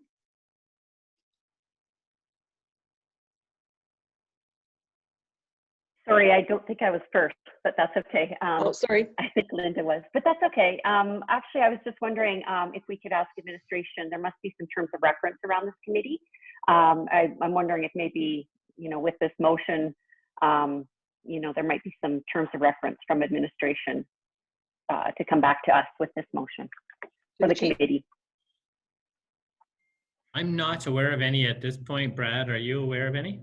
I'd probably defer that question all the way to Brennan. Now, Brennan, was that one of those objectives of those January initial consultation meetings to kind of create and pen some of those items? Not yet. I imagine and believe the process will be that when we first meet in January, we will kind of build a skeleton, and then we would present it to whoever the eventual lucky candidates for that specific working committee are. At this point, we're planning to start from scratch. Again, the agreement from 1985 doesn't line up incredibly well, but it would be more to present a skeleton, mostly to address a lot of the how we want to move forward, and then add in the intent after that. All right, thank you. Trustee Lowe? I think Trustee Rath had her finger up to clarify something. Oh, I'm sorry, We're Trustee done? Rath, I missed that. Did you need some clarification? Yeah, I'm actually just talking about our board, the terms of reference are on our board, not necessarily the city terms of reference, but, generally when we strike a committee in our board, we would have terms of reference. That's what I was referring to, but I think the answer was more terms of reference around the entire committee with the city. But anyways, that was just a point. Yeah. We have terms of reference for internal committees within our own board. And that's what I was asking. Yeah. Okay, thank you for that. I have Trustee Lowe. Yeah, so, and maybe I'll add on to that. So I guess the motion, I would it says to consider striking. We don't normally make a motion to consider something. We make a motion to do something. So if we could amend the motion to say that the Board of Trustees strike a committee to support administration while working through the draft reserve agreement with all municipal partners. So we've been speaking specifically about the City of Calgary, but the motion that's on the floor is speaking about a committee that would serve all of the work that we're going to do going forward to complete the required joint use and planning agreements with all of our municipalities. Is that correct? To the chief? Yeah, I can answer that one. So we're going to start here with the City of Calgary one, and you can see based upon the two criteria that's in the motion, one is the local trustee. So for example, if we're doing a JUA out in Chestermere, then we would see Trustee Lowe being one of the members of that particular committee with one other trustee.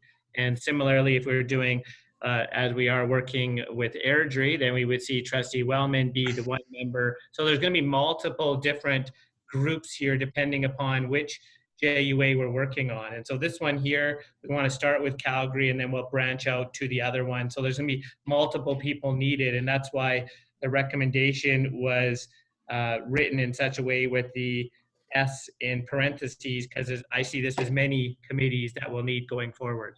Yeah. Could I follow up then with that, Sure. Mary? I hadn't quite Yeah. finished. Oh, yeah. Yep. Yeah, so yeah, I understand, but I think then if we want to strike 3 different committees, then we need 3 different or 4 different committees. Or we strike one committee, which is a joint use and planning agreement committee, which is made up of 2 trustees that work on all of these committees, and then we add in and bring in, just as we do with administrative support, we would bring in the person like myself, if we're working on Chestermere, or Myra or Linda, would be added to as a supporting member to that committee when we go to the other municipalities. But I like the idea of having one committee so that we have this consistency of the conversation about what it is we're trying to achieve and the consistency of the message across all of our municipalities. And so if that's the intent, then we'd have one motion.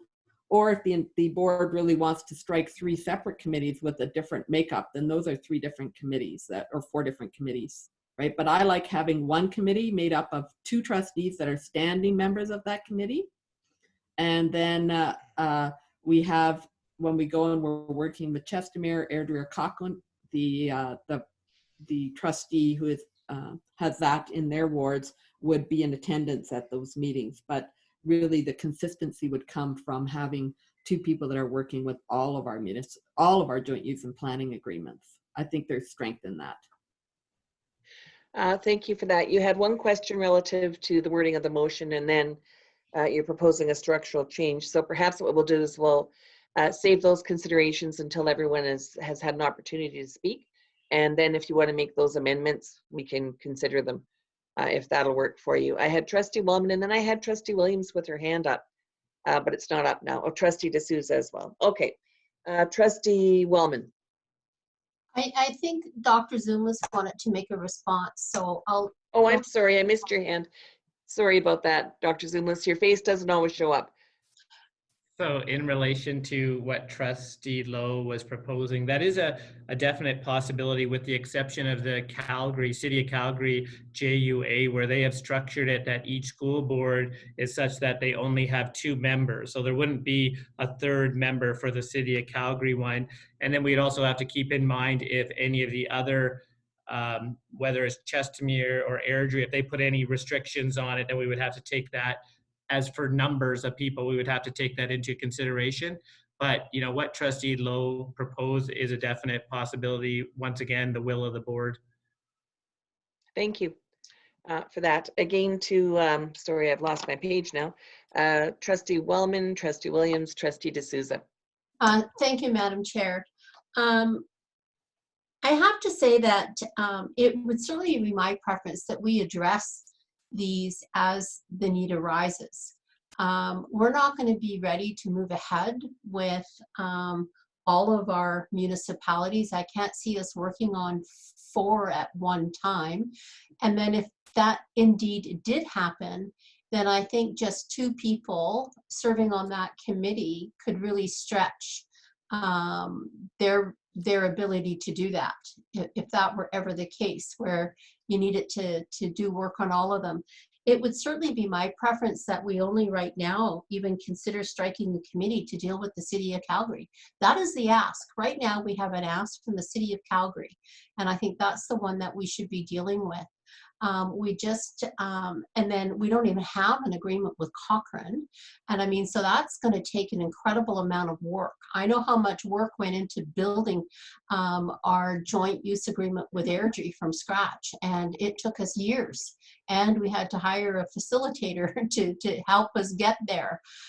So it would be my preference that we deal with them one at a time as required, and that we actually have 2 different trustees appointed to each. I think that speaks to capacity building. It speaks to continuity.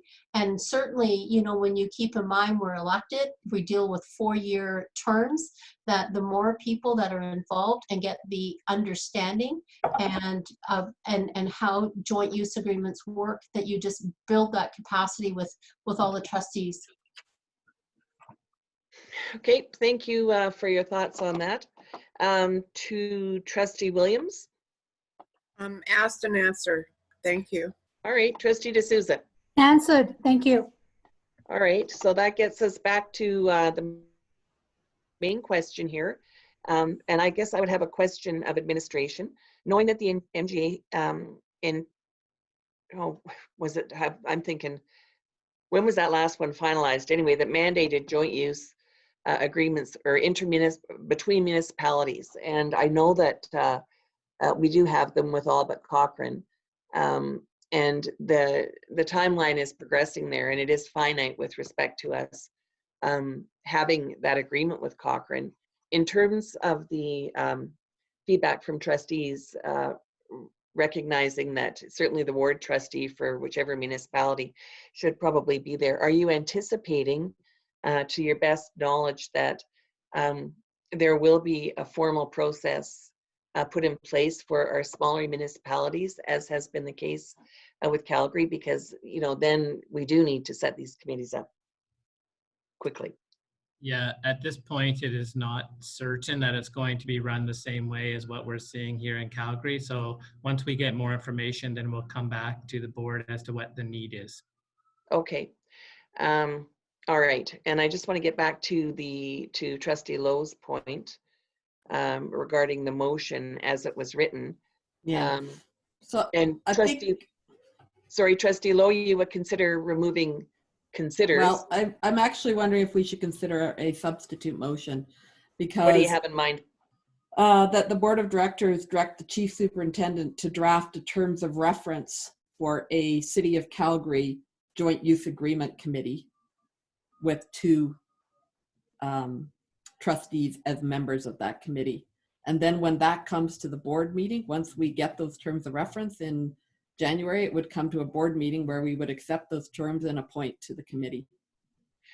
Yeah, and that's reasonable. My question to admin is, I guess it goes back to the timelines. At this point in time, we're not sure about the other municipalities, but we do have certainty with respect to the City of Calgary.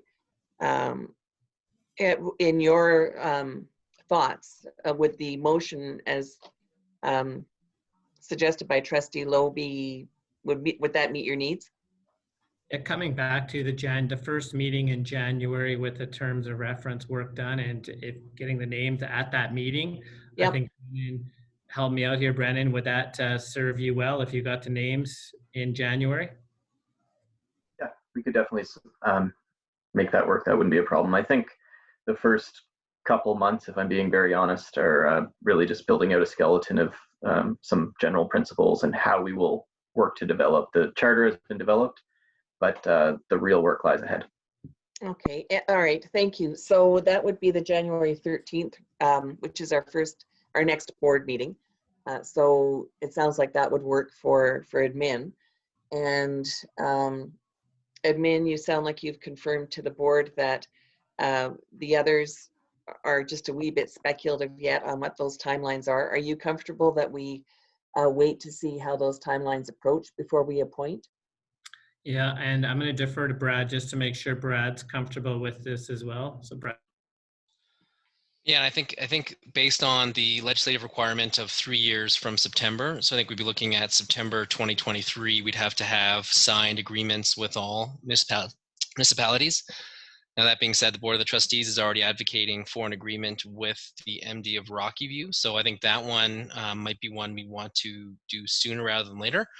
You know, and with the signed agreement in Airdrie, I think we can use that to leverage an agreement in Cochrane. So I agree with the approach, and I think the deadline of 2023 definitely gives us time to do this kind of one by one rather than in bulk. Okay, thank you for that. To Trustee Lowe, your thought on a substitute motion. As I just procedurally, if we have a substitute motion that are both not debated at the same time. Well, they are, and we just happened to have done like 2 of these at the ACSTA meeting last time. So, so what happens in this instance is, because it was not amendments, this is a substantive change to the motion. Right. So I propose a substitute motion, and then you can debate the 2, at which point you could then ask, do you choose 1 or 2? So 1 being the one that Pam put on the floor. Yeah. 2 being the one that I put on the floor. And when we vote on that, and if the majority chooses 1 or 2, then we would then vote on that motion. Right. Is the board clear on process here? I was just kind of thinking it might be, but then I'm presumptuous. You could withdraw and then put a different motion on the floor, whichever you want to do. Yeah, yeah. What's your comfort level, Trustee Rath? You're the one that moved that. Do you have a comfort level in removing it, or would you like to see the substitute process? I have never seen the substitute process, but I'm happy to see to withdraw. It doesn't matter to me. I'm not familiar with substitute, but it sounds like it's a competition. It almost is, and as Trustee Lowe has indicated, that was what happened at ACSTA, I believe, and I thought it was at ASBA as well. So we have seen it on the floor at fall general meetings. Sure. Let's go with substitute. Let's develop some expertise there.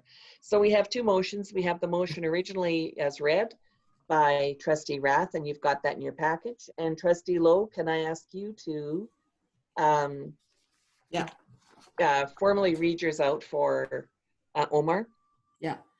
That the Board of Trustees direct the Chief Superintendent to draft a terms of reference for a City of Calgary Joint Use Agreement Committee.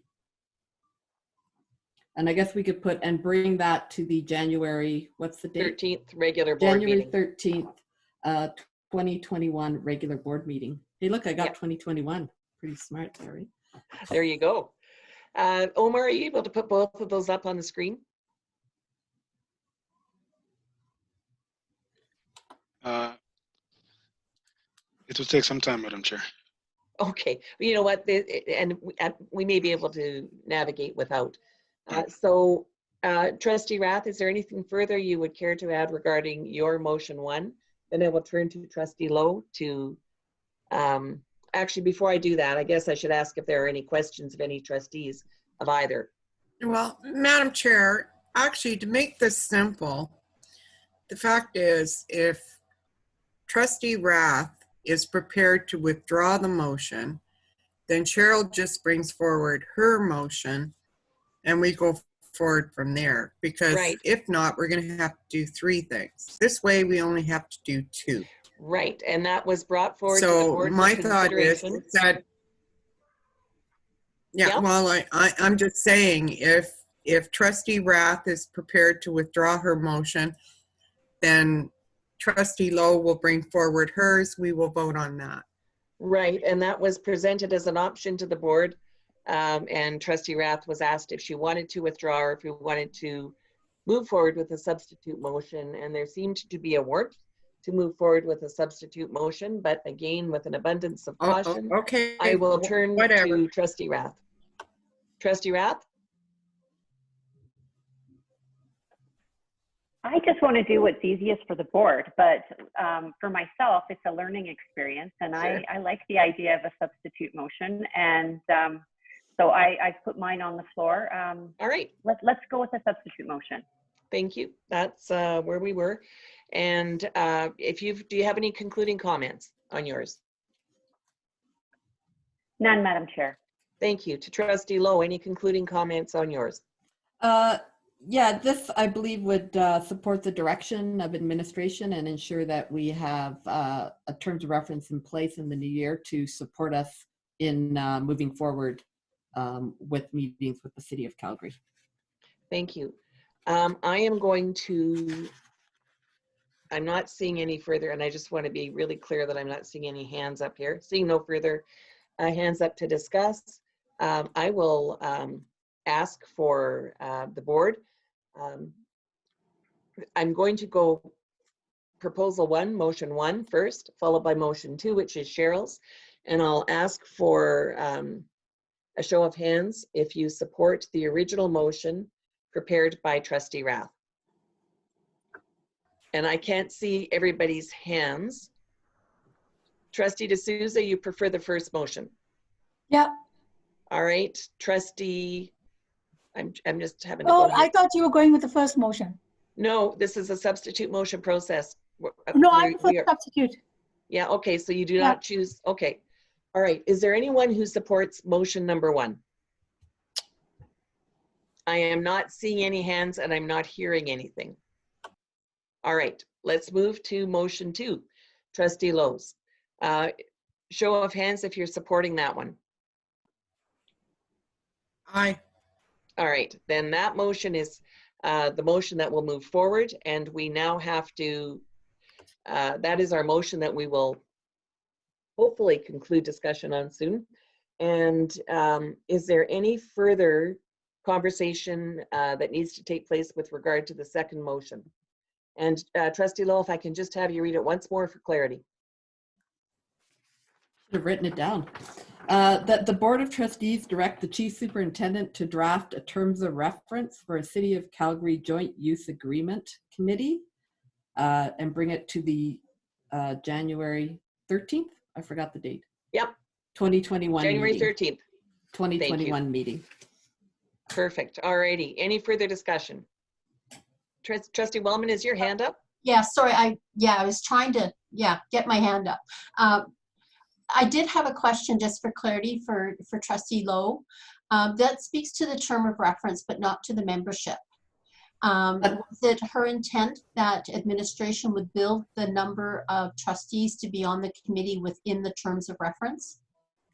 That's correct, because the terms of reference would include that. Okay, thank you. All right. Seeing no further hands up, I am going to call the question. All those in favor? Are there any opposed that I can't see? Speak now. Aye. One opposed? No, I'm in favor. You're in favor. Okay, sorry, thank you. Do we have any opposed? I don't believe we do. Thank you then. All right, that was a great conversation. Thank you so much to Brennan and again to Brad for sharing that background with us. You know, some of us have been involved in various aspects of as you know, as governors, and it's amazing to see the presentation and to have read it before, just how complex all that work is. It's really, really important work. So thank you for sharing this introductory slide deck with us and setting the stage for what's going to be some really important work in the upcoming months going forward. That's going to move us to 8.7 Curriculum Working Group, and I'll turn it back to the Chief. Thank you, Madam Chair. And so for this particular memo, we wanted to share some really good news, or what we think is good news, is that we did submit 11 names to Alberta Education to be part of their K-6 curriculum writing group. And of the 11 names, 5 individuals were selected to represent Calgary Catholic. So Kayla Lake, who will represent Math, Andreas Burko, the Arts, Christine Knight, English Language Arts, Zena Biffert, Science, and Patricia McCallum, Social Studies. in comparison to other metro school jurisdictions, we think we've done really well based upon our number of students and the number of people that were selected.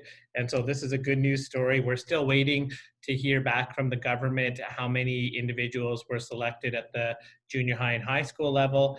But once we know, we will bring that back to the board. So a big thank you to John McDonald and Andrea Haloka. I know John primarily leads this up out of St. Paul Center. He is unable to be with us right now, but I know that working closely with Director Helmut Kaiser, they put forward all these nominations, and so good news. Thank you for that. And yeah, good news indeed for Calgary Catholic. To trustees, for Trustee Williams. Thank you, Madam Chair, and it is indeed great news because I think it's important. I have one question because we've gone back and forth with what's happening, and through you to the chief. So my understanding of the new curriculum is that it's going to be evidence-based. So I'm just trying to see if that's the same perspective. To the chief. You ask a great question. Curriculum is one of those things that kind of gets caught up in politics, in that every government that takes over, they want to own the launching of it, and consequently, they may not last long enough for it to actually be launched. And so some of the curriculum documents that we're working with go back to the 90s. Like, that's the unfortunate reality. And so your question as to whether or not it's evidence-based, I think that is a component of it. Is that the entirety of the curriculum? I don't believe so. And I think we'll learn more as these representatives go to their meetings and bring back information for us to share. Great. Well, congratulations to all of those. And I would agree with you. It's great that we have that many people coming from our district sitting on it, because I know we do great work. So thank you. Thank you for that. Any add, Madam Chair, the other thing I want to highlight is that all of these people are consultants, so they're experts in their curriculum area. And another good thing about having consultants be part of this group is there's minimal impact on the classroom. So we won't need to pull out teachers out of the classroom that disrupts their learning with the students. So that's a good news story as well. Excellent. Any further questions from trustees?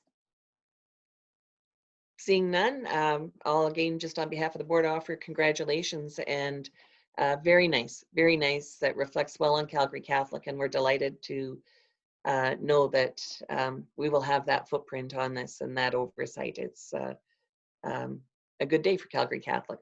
Thank you. That will move us to 8.8, which is our charter school correspondence to the chief. So this is just a follow-up to the letter received from Alberta Education as part of the procedures for any new charter school that is seeking permissions from Alberta Education to operate. There is a requirement that all of the boards that are within the area of that charter school are notified. And so we did follow up the correspondence with Garrett Dahl's staff and made it very clear that Calgary Catholic is not in favor of the opening of this new charter school that has a STEM focus. And our primary rationale is that, you know, STEM courses are already offered within all of Calgary Catholic high schools, and we do a really good job of teaching the STEM classes. And in addition to that, our concern would be the potential loss of Catholic students who would leave and not experience Catholic education, because this charter school is not a Catholic charter school. And so just made our point very clear to him, and he thanked us and was going to bring that information forward as part of the next step. Will it deter this opening of this school? I'm not sure, but we did voice our opinion very clearly to him. So, thank you. Two trustees for questions. Okay, and this is, okay, Trustee Wellman. Yes, yes, thank you, Madam Chair. Just a question to our superintendent. Did he share with with Garrett, the fact that we had 3 students win Schulich awards, and during a time of COVID, I think it speaks strongly to the strength of our programs in our schools. I did not share that specific fact with him, but you're absolutely right. And I think we even had, if we were to look at other award winners and other science, technology scholarships, Calgary Catholic does really, really well in that area for sure. Yeah. May not hurt just to send them a follow-up email. Just saying. Good point. Good point. All right, and thank you. And I think you've answered a question that I was asking.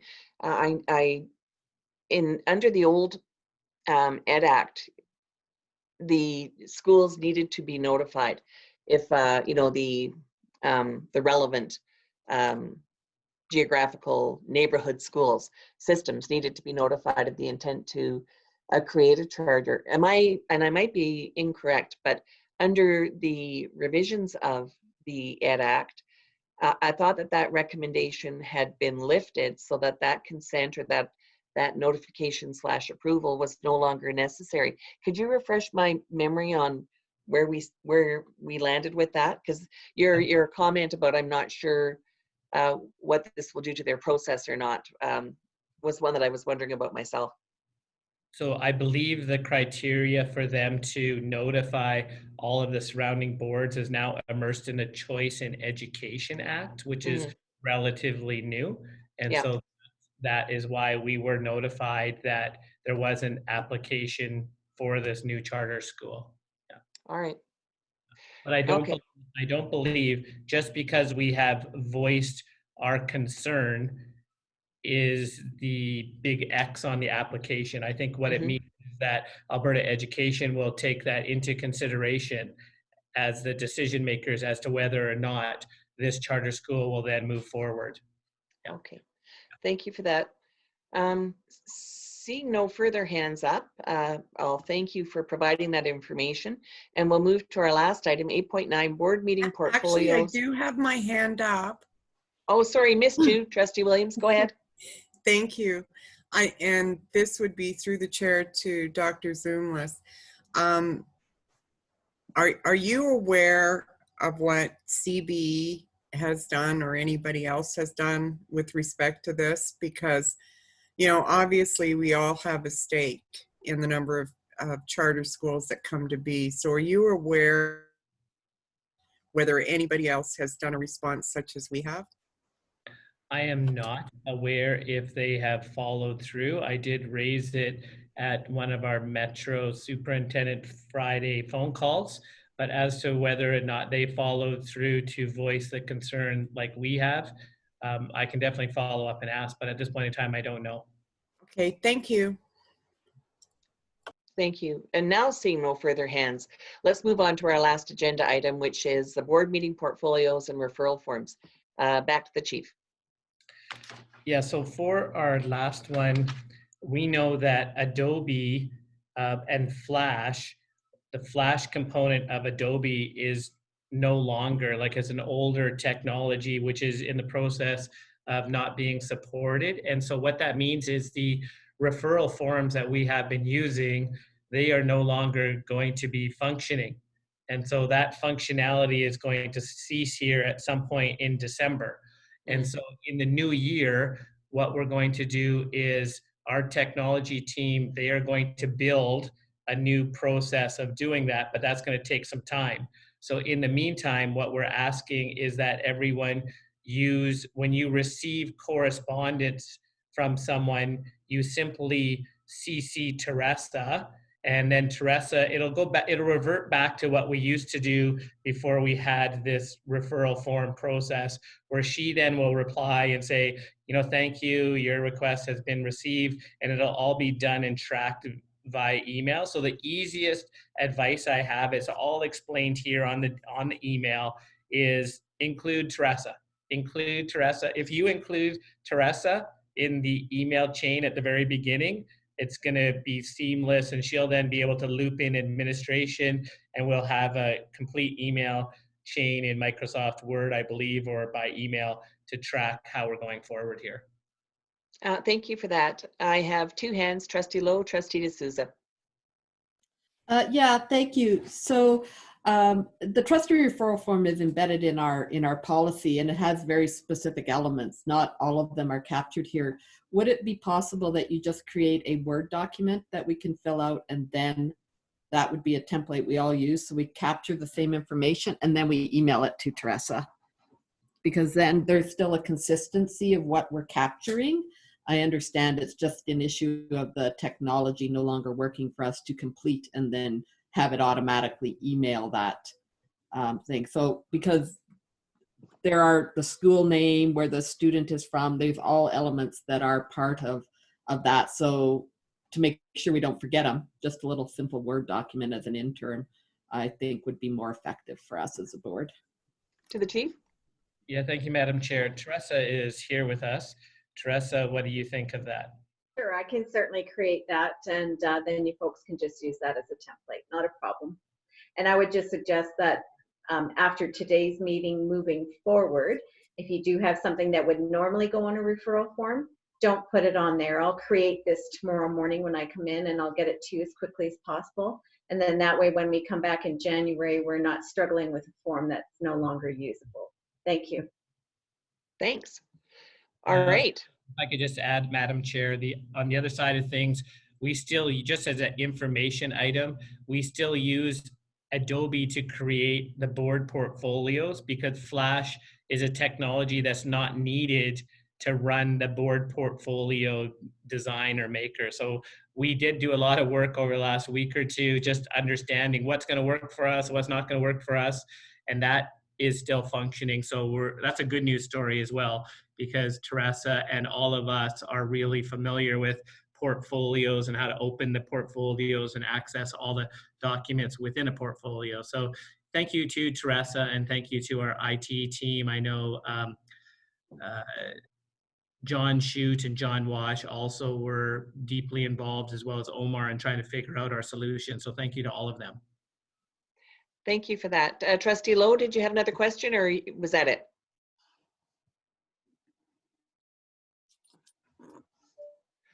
All right, that's it.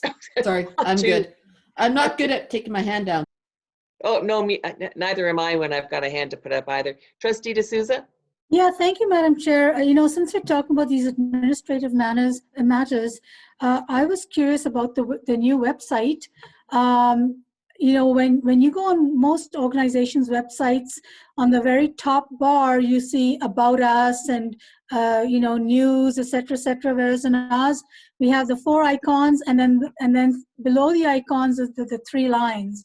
And I hadn't gone on it, but I got an email from someone who was quite frustrated with trying to find their way around, especially in terms of trying to find who the senior admin are. And so, of course, Mary helped and walked me through it. But I was just wondering if there's any way to look into it, because normally people would not click on those 3 bars below. They would click on the 4 icons on top, and it just makes it confusing as to how to navigate. And I don't think it should be so difficult. Just wondering if there's a possibility to relook at that. To the chief, this was a communication that a stakeholder had with Trustee D'Souza regarding the accessibility. It's not related specifically to the topic right now, which is our referrals, although if you decided to send in a referral, then it is, for sure. But thank you for sharing that observation, that it's the experience of this one individual was that the website wasn't necessarily intuitive as an external person.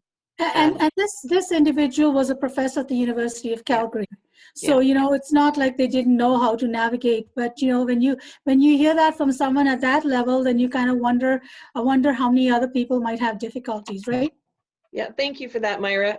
If I could just move us back to the portfolio, what we've heard is that Teresa will get us a template that we can use for referrals until we hear otherwise, that we have a new piece of technology that will allow us to go forward with that. So it might be a thought just to save it to your desktop when you get it, so that you've got it and it's easily accessible. To the chief, then that template will be forwarded directly to Teresa. Should we get referrals? Yep. Okay. Yeah, sounds good. Teresa will design it and then send it out, making sure it has all the criteria. So thank you in advance, Teresa. All right. Are there, and that actually, I know we will have some motions. I don't believe we have any other business. I'm just trying to get to, I think that was our last item, and it was. So we have one or two outstanding motions that need to be made. And then I'll turn to Trustee Williams to close us in prayer. Omar, do you have those? Yes, Madam Chair. I have one motion. I'm bringing it up now.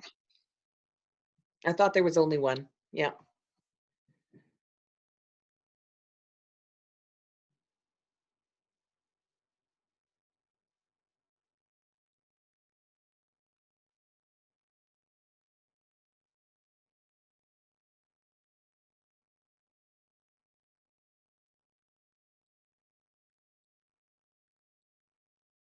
Thank you for that. I'm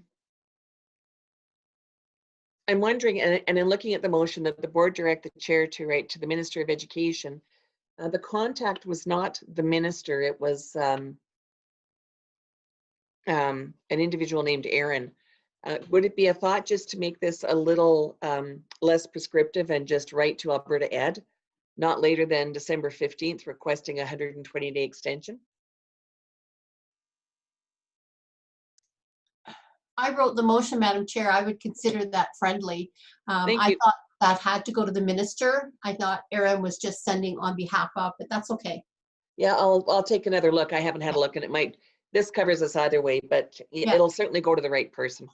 All right, and who is making that motion? I can move it. Madam Chair, I would move that the Board of Trustees direct the board chair to write Alberta Education not later than December 15, 2020, requesting a 100-day extension under Section 246 of the Education Act in respect to jurisdictional boundaries. Thank you. I think you meant to say 120-day? I did. Didn't I say 120 days? I thought you said 100-day. No, 120-day extension. Thanks for that clarification. Perfect. Is there any further questions or clarification on that? Trustee D'Souza, your hand is up. Is that old? Yeah, that's an old one. Sorry. Okay, I'll thanks. take No it down. worries. All right, seeing no further hands up, I'm going to call the question. All those in favor? Aye. Are there any opposed? Seeing none, that motion is carried. And that will bring us to the end of our last board meeting for before the Christmas break. I will turn to, actually before I turn to Trustee Williams to close us in prayer, I'm just going to take this moment to wish each and every one of you a really safe and peaceful and relaxing and happy Christmas, and stay safe and come back healthy. And Thank you. Merry Christmas to all. Merry Christmas. Thank you, Mary. Thanks everybody. To Trustee Williams to close us. Thank you, Madam Chair. And actually, I chose a prayer. It's a prayer for our families. All of us know that this is going to be a Christmas that is going to be different from anyone we've experienced before. And we need to pray for our family and for our friends and for those that serve us in Calgary Catholic. With that, let's gather in the name of the Father, the Son, and the Holy Spirit. O great Creator, we give praise and thanks to you for our lives and for our families. Your gift to us of human community is one of your greatest blessings. We thank you for our elders, our grandfathers and grandmothers, whose patience and wisdom guide our lives. We thank you for our fathers and mothers, who by giving their love to each other bring us into the world, nurturing and leading us. We thank you for our brothers and sisters, with whom we come to know what sharing and caring really means.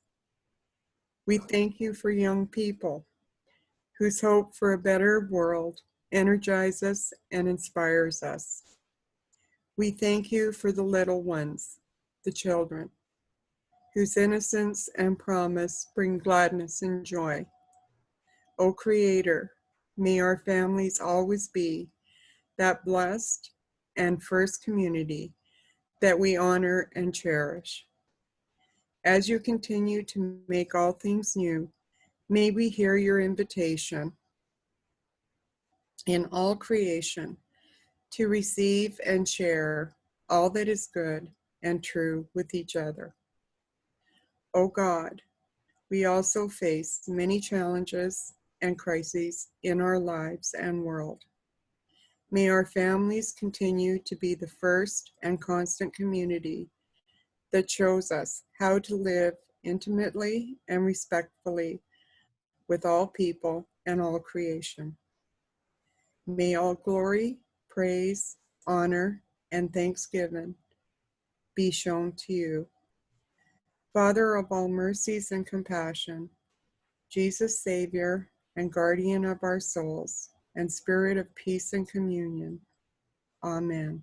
In the name of the Father, the Son, and the Holy Spirit. Merry Christmas to everybody. Yeah, beautiful prayer. Thank you very much, Kathy. So flowery, right? You So know, flowery. no, you guys don't expect this from me, but you know what? I know all of us are going to face a very different Christmas this year. Yeah. We're not going to have the gatherings. We're not going to be able to do what we want to do, but we need to commune, and we need to do it in our own way. Yeah, that was a beautiful prayer, Kathy. And on behalf of all administration and myself, I just want to thank all of you. It's hard to believe. I was just reflecting the other day that it's been over a year since you offered me this position. And it's been what a ride, but you know, can't wait for the break and to have a bit of downtime. And I hope all of you get some downtime. And it's just a pleasure working with you and the administrative team that I work with. I'm blessed to work with them, and the work that they do is outstanding. And so peace be with all of you. Another good meeting, 6:12, not bad considering how thick our binder was of everything. So great job, Chair, in getting us through all of that. And let's all go on our ways and have a great evening tonight. Yeah, well, as I said, good to everybody. Let's just love those we love. Absolutely.